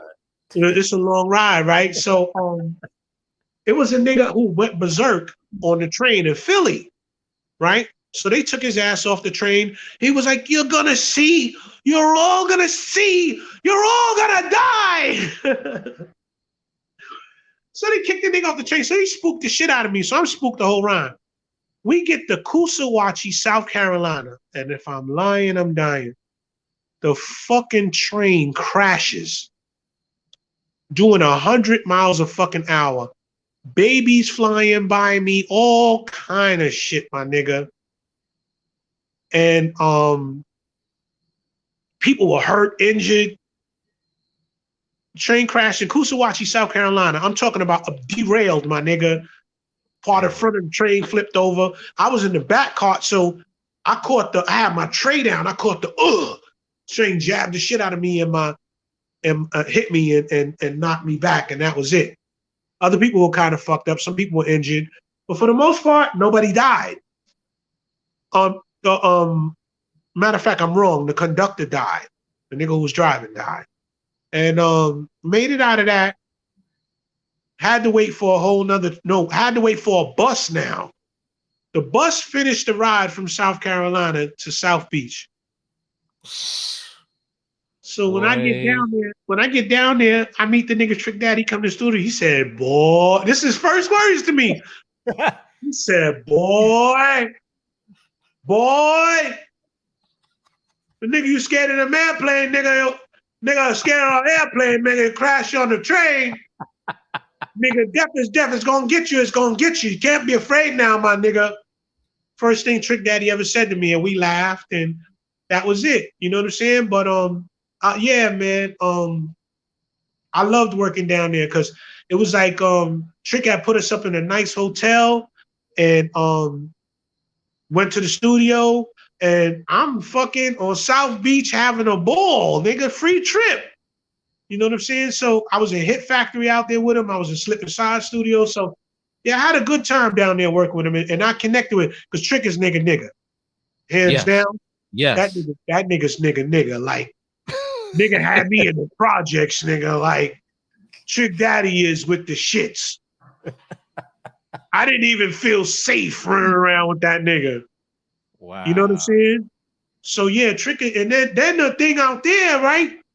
I don't think so, but down there they smoke coke cigarettes, they smoke woolies. That nigga be in the if Trick come in the studio with the big, he coming with the gallon of Henny and a woolie. I was like, yeah, this nigga's wild. Nah, that nigga's wild, my nigga. Wow.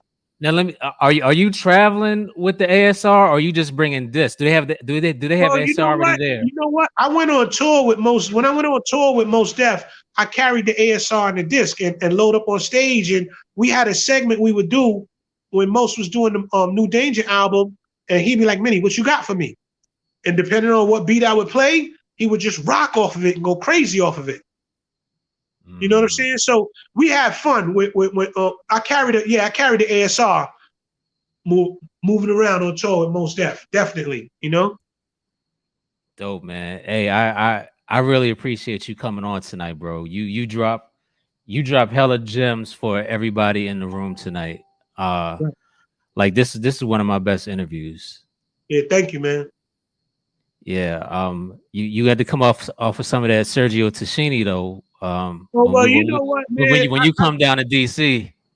Yeah, I gotta say this. My videos that I shot, you know, I got like shit. I got about 16 suits, right? So I wore the suits in my video. I really like the brand. You know what I'm saying? That's one thing I'm gonna work on is you know, putting my own clothing brand together and all that. But I really like this shit, so I'm gonna wear it. Like, you know, I got another dude who makes clothing, and his shit is so fly. It's like the black polo. The name of his clothing is Wayne Dante, the Cricket Club. Nigga shit is fly. So the next videos I do, I'm gonna wear his shit because I like it. So if I like your clothing, man, until I get my own clothing deal or something, I'm wearing nigga shit. I don't give a fuck what it is. If it's fly, I'm wearing it. So Right. Sergio is something that when we were young in the 80s and running around, I had back then I had about 3 Sergio suits. Not like I got them now. Like I got them. I love them.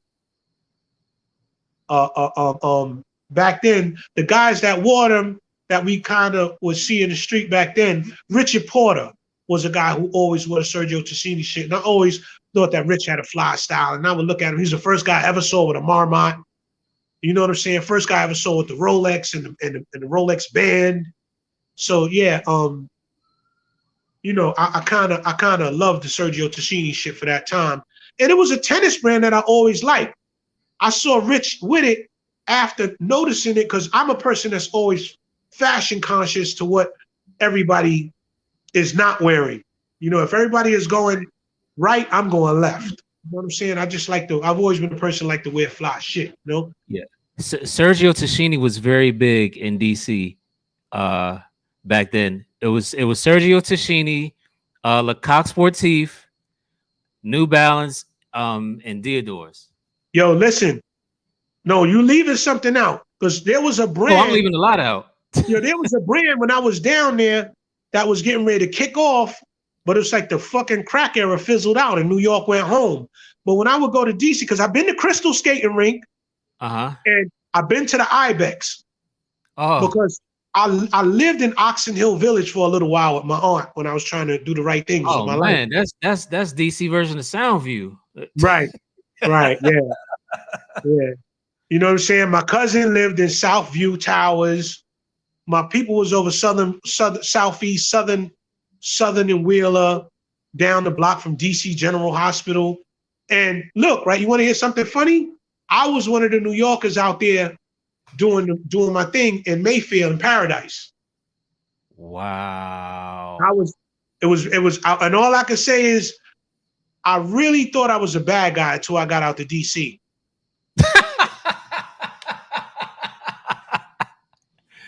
All No, these stupid, DC is home of the bad guys. like, yo. Oh, what I was gonna tell you, you left out Tom Taylor's. I'm not familiar. I'm not Nah, hip. Tom Taylor's was the jeans. That was the denim. They were like farmers that everybody Um, was wearing in DC. Tom Taylor's, and the DC niggas had them on because they wear the fila suits, the Sergio Tacchini, and all that. So mhm. yeah, DC has some. DC is one of the cities. It's Chocolate City, man. And you know the New Yorkers. All of my New Yorkers that I was playing out in the town with back then, they hated go-go music, and I was like, "How do y'all niggas hate the go-go?" Oh man, thank you. Thank You know what you. I'm saying? I loved it, man. I fucking loved go-go music. So you know, Junkyard Band, my shit was Sardines.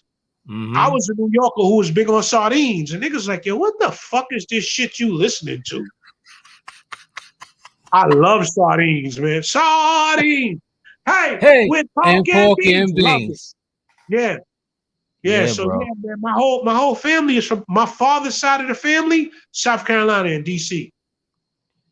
So you have my number. We got to connect when you come back down. Yeah, definitely, man. Definitely, man. Definitely. That's mandatory. That's a mandatory Yeah. minimum, right? Yes.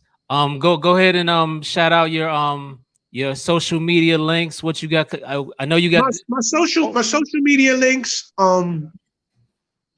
my social media links for my project is Minnesota Money Boss. Minnesota underscore Money Boss. And then my other page is Minnesota underscore Money Boss Players. And then the other Money Boss players who got projects coming out now is EC BMG 1200.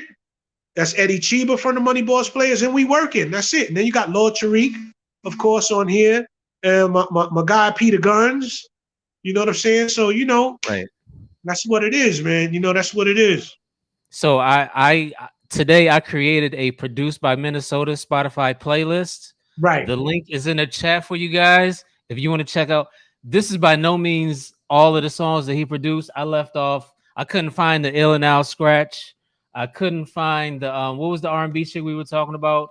Um, Amber Sunshower. Amber Sunshine. I couldn't find that. It's called Uh, Serengeti Plains. exactly. None of the Bunny Boss Player stuff is on there.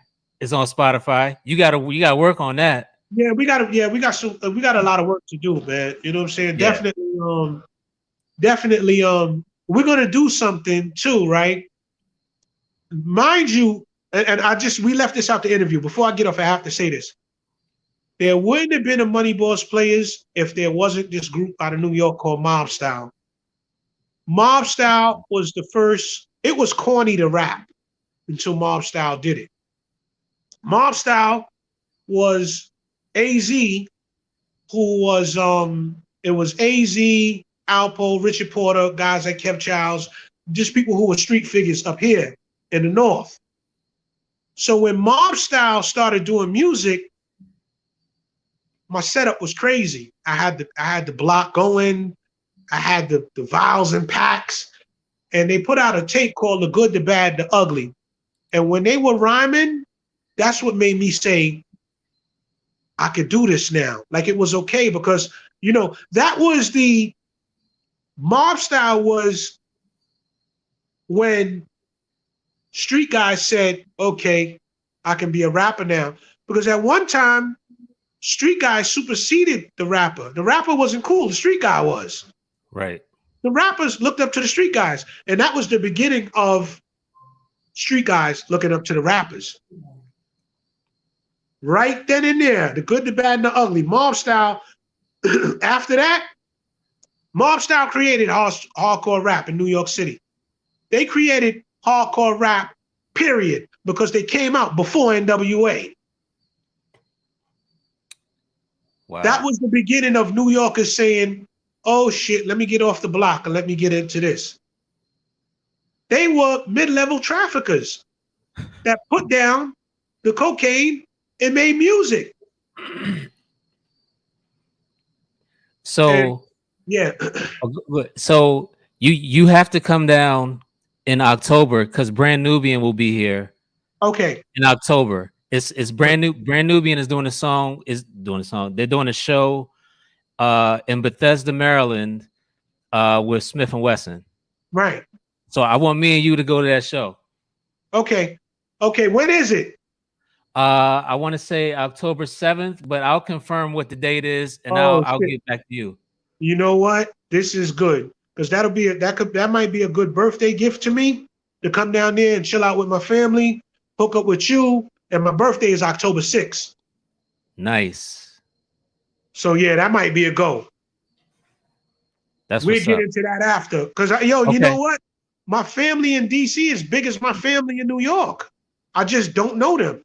And I just reacquainted with all of them on Facebook. Right. Word. So we gonna work on that. We gonna hit up the shows. Yo, shout out to everybody that's in the chat right now. Shout out to everybody that's been here from the beginning. Like, I mean, this has been a A1 interview, bro. I really appreciate you for coming on. Yes, yes sir.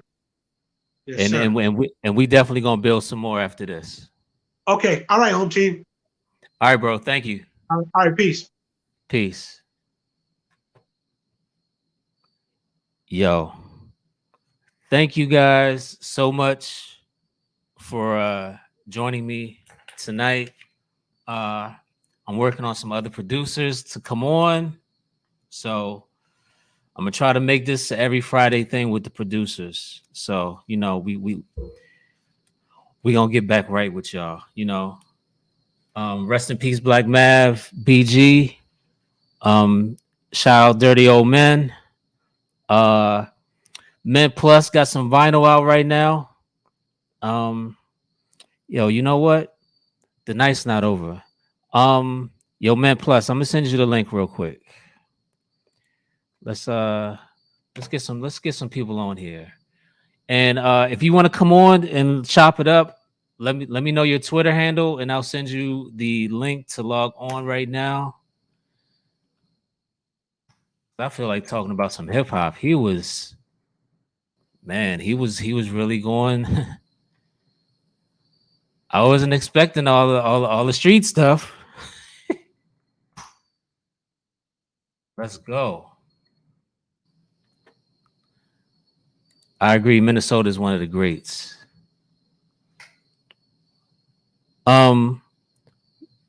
One thing that stuck out for me from the interview was he said,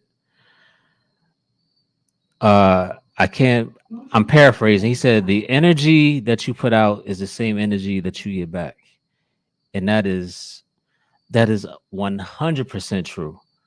So like, it doesn't pay to just walk around and be negative all the time. Like, yeah, shit's gonna get fucked up, but you don't have to be fucked up in a fucked up situation. You know what I mean? Let me get my brother Mint Plus up here. RTO, thank you. Gemini D, what up? VW, DJ Marcus, I want that electric bike, son. Bo Chosen, Big Bad Show, thank you for joining, bro. Chanel B or Channel B, I'm hoping. I think it's Chanel B. Oh yeah, Todd One. How did I miss Todd One sweatsuits? I had some. I had Todd One. Jacques Retro, you know what it is, bro. Jacques Retro got an album coming out on Static King Records, which is Jay Cyanide's label, real soon.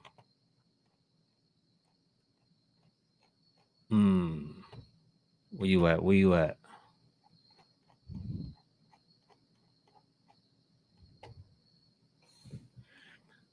Oh man, thank you guys. If Men Plus not gonna come on, I'm just gonna shut it down. But next week I'm gonna try to have another producer for you guys.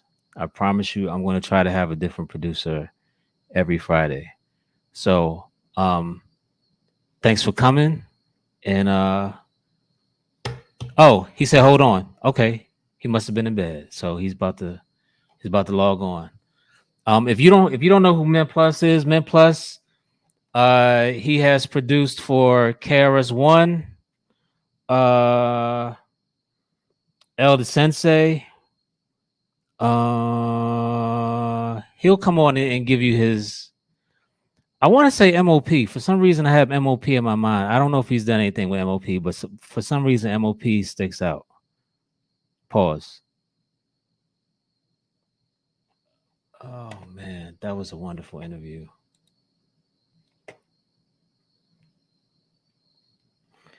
I'd be stealing all the drums from Pharrell, for real. Pharrell can't leave me in the studio alone with his drums. Nobody can. Send link again. All right, all right. Dun, dun, dun.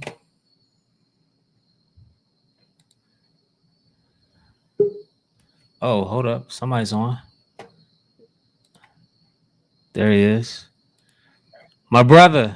What up, yo? Yo, that interview was crazy. Bro. Thank you, man. Interview was crazy. Did you ever do something for MOP? Nah. My actually, yo, what? Let me tell you what's crazy about. I never really did it. My older brother did security for them though. He held them down. Okay. Yeah. Okay. Yeah. Shouts to my older brother Bolo. He's up in the place, but yeah, he did. I think he did security for Little Fame, I believe, or both of them at the same time. Well, he done. My brother done security for a lot of people back in the day. Him. So he's brolic. Yeah. Nori. Whole bunch of people, bro. Like my brother knows a lot of industry cats. Yeah. So I chose to come up myself. I didn't want to use my brother to get on. You know what I'm saying? So got you. yeah. So talk about the record that the vinyl that you have coming out. Oh, that I have ordered. Okay. Name of the album is Undeniable. It's a 10-track instrumental album with 5 or 6 bonus beats, but you got to listen to the whole project to get the gist of it. Pretty much you got to sit down and just experience it. You can't needle skip on this. Nah, you can't needle skip on this. Can't needle skip on this. And today it's to round out the summer. It's one of the number 1 beat tapes of August. Bandcamp. Number 1 beat tapes. Yeah. Right now? Yeah. I got the email. I got the email last week. It's Bandcamp Friday today, right? Yeah. And I found out today that the album is one of the best beat tapes this summer. So word up. Wow. Congratulations, man. Yeah, man. So and you know what's funny? Yo, Gadget, what's funny is I did it by myself, no label, no nothing. Crazy, right? That's what's up. I did it with my own imprint, and I took a page out of Kev Brown's book and just did everything myself. And look, that's right. Look what happened, bro. You know what I'm saying? Is it undeniable? Yeah, undeniable. Yeah, undeniable. Okay. About to share the screen right now. So y'all can go get that. You know what I'm saying? The vinyl. Go to Bandcamp and run this up. Yeah, whoever orders the vinyl, you should be receiving that between 30 and 60 days. And that the link for the vinyl, I had to take it off, but I'll if you go to my Instagram, click the link in the bio, it'll take you to Low Magic Records where you can order the vinyl direct. And speaking of doing everything yourself, explain that process to people who want to put out their own records. All right, so basically, no disrespect to the labels, it's still high water music all day, but sometimes you gotta branch out and do stuff yourself. So I took it upon myself to I put several hats on, where like I had to contact my own artist for my own artwork. I do my own mixing, but I have my own mastering guy. When I release stuff digitally, I do everything for I can't remember the name of the digital. Does the cheat code master your stuff? KDEF? Does KDEF master your stuff? No, he He mastered some stuff that I did with Elder Sensei. Like, Okay. all right. So in other words, like, because I used to do studio work with Elder Sensei a couple years ago. So he mastered a lot of that stuff that we did for that label. I can't remember the label right now, but as far as my own stuff, like I mix my own stuff, but I get it mastered by my guy Will Lewis over at Redbird Recording. So he takes care of my stuff. So he's a big part of the Men Plus sound. And yeah. So it's really just you. There's no team. It's Nah. you making all these calls. You're the A&R. You're the beat maker. Pretty much. And, bro, and what's crazy is I just got HHV and Jet Set. So I got Japanese. That's Japanese distribution. Oh yeah. And German distribution. So now my records are going to be in Germany and Japan. And like, but I had to really like put myself out there, like send emails, like a whole bunch of emails, like, yo, I got records out, blah blah blah. Here's my Bandcamp, this and that. Like, so like you really got to do stuff yourself, like, because that's what really labels do. They do, you know what I'm saying. But the thing is, I had to take stuff into my own hands because with COVID, everything was moving kind of slow for me. Right. So I had to really take into account, like, yo, if I really want to stay relevant, I have to do stuff myself. You know what I'm saying? Not no slight to no labels or whatever, but you know, it is what it is. Like nobody cares more about your music than the artist. So right. That's how I feel. So I had to really like push it through. You know what I'm saying? So. That's fire, bro. Well, he fell off. Damn. So, wait for him to come back on. Jay Bishop, what up? There you go. My bad. I pressed the wrong button. But yeah. But with this particular record, like I had the artwork already ready to go, and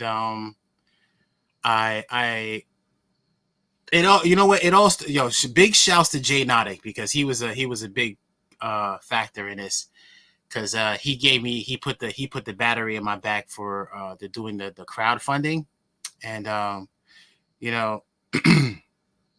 I guess with this music, it's all about it's really about perception and getting in touch with your core fans.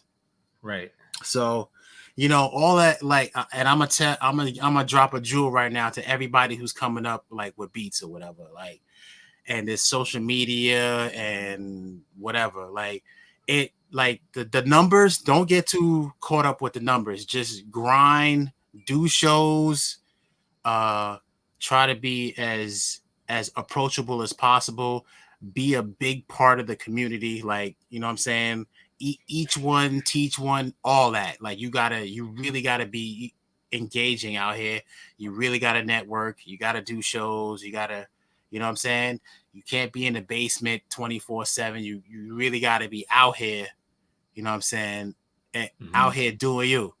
So let me see. Is Discmaker still around for vinyl? I don't know. Is Discmaker still around? I haven't heard Discmakers in years. I don't know, fam. As far as Discmakers, the last thing I know they were doing was CDs. Like, yeah. Shouts to Jay Bishop Funk, because he deals with Loagic Records too. So, and he got a crowdfunded vinyl all on there too. But yeah. Shout out to Jay Bishop. Word up.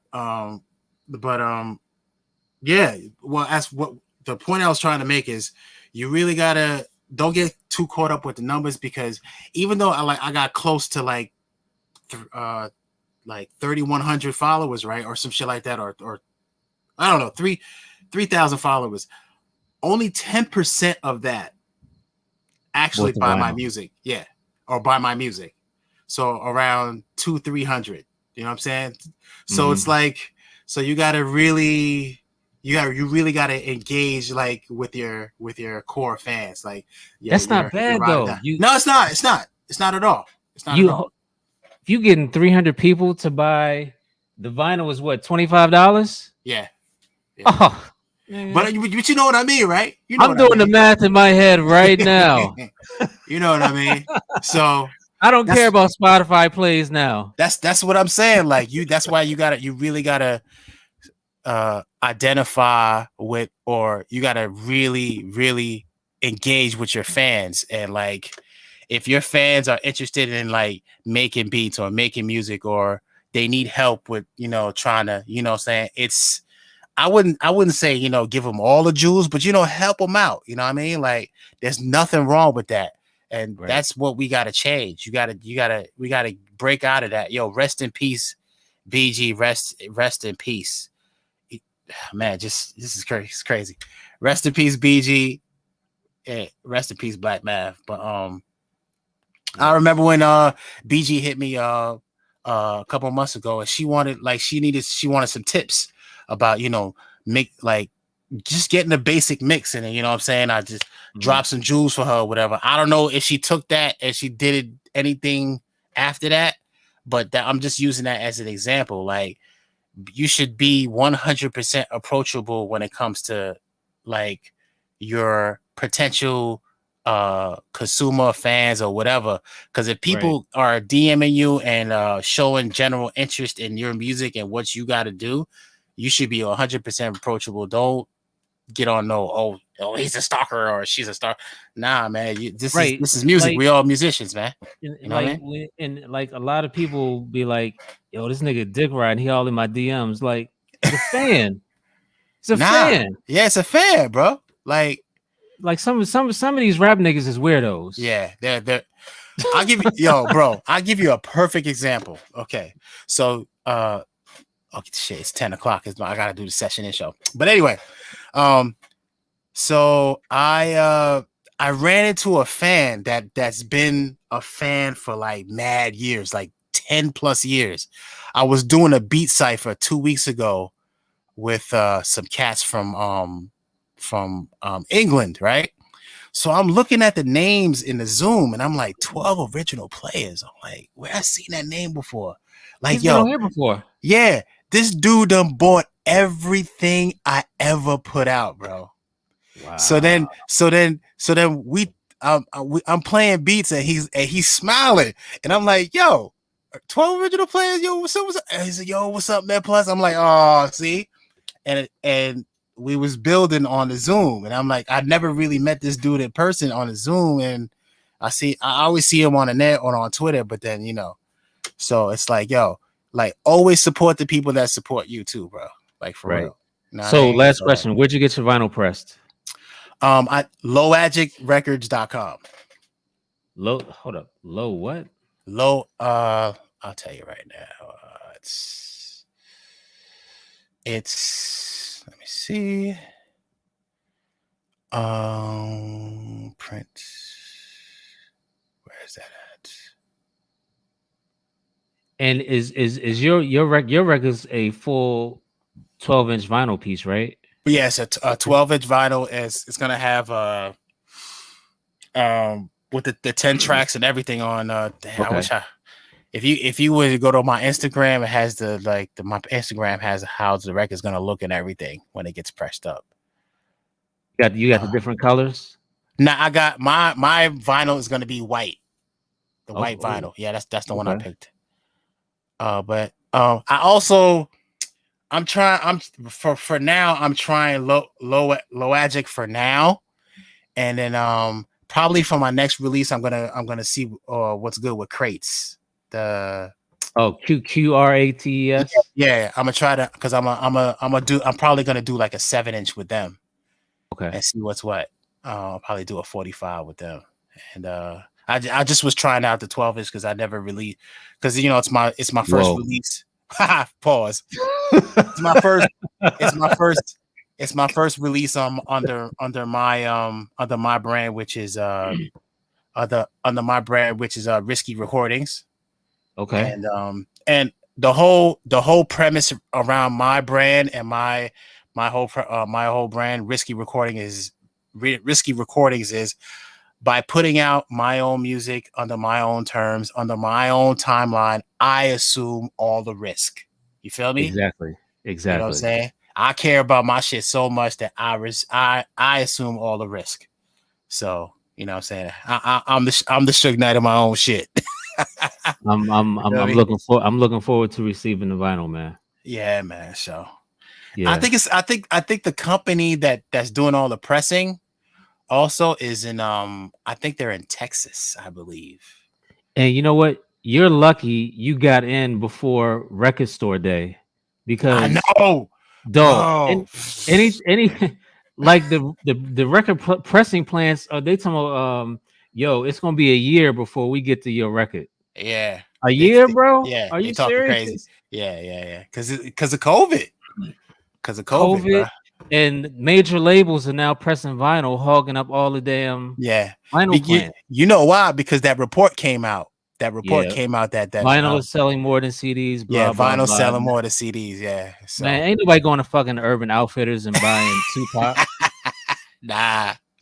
But it's crazy how I go to Target and I see vinyl there. Yeah, That shit's crazy to me, man. It's just crazy. That shit nuts. crazy as hell, bro. You're gonna see 7-Eleven selling vinyl next year. Right. Word up, man. Hey, but go ahead and get the session in, bro. I'm about to end this right here. Yeah, man.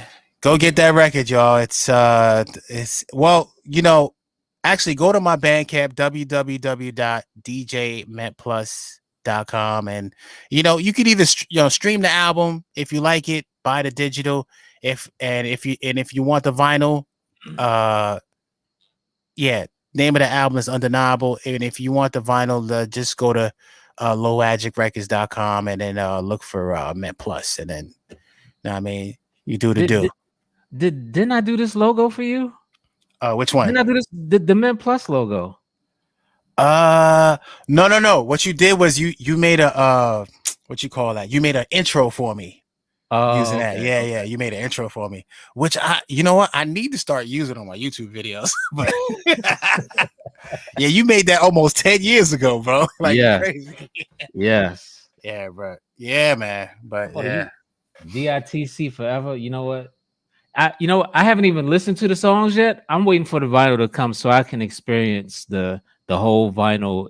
I like to put on headphones, sit in front of the turntable and just zone Bro, out. I sent this album to everybody, bro. Like hey yo, but you know what?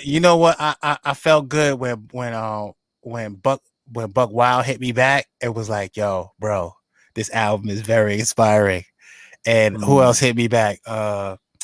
Eclipse from DJ Eclipse. Yeah, from Raps Out of Control. Yeah, because if you look at the album, the intro, that's Eclipse and me talking. Wow. Like on the intro and shit, yeah. Cause like I went real Brooklyn on this album right here. Cause I like Brooklyn is synonymous with me, you know what I'm saying? Like I'm from East New York, and I just want to make noise and let people know where I'm from, you know what I'm saying? But right, that's the gist of it. It's undeniable, like, you know what I'm saying? Even though my name don't get mentioned in the top 10 or whatever, it's like it's okay. Other it's okay. It's other dope cats on here, but I'm gonna make my noise and it's undeniable. That's it, man. That's just the basic premise. That's all. You know what I'm saying? Hey, but, thanks for coming on. Just stay real quick. I want to holler at you about something. Shout out to everybody that joined me for the dope interview that I did with Minnesota. Yes. I'm gonna download the audio and put it up on Spotify. But shout out to everybody that came. I appreciate you. I love you. I'll see you guys next Friday. Peace.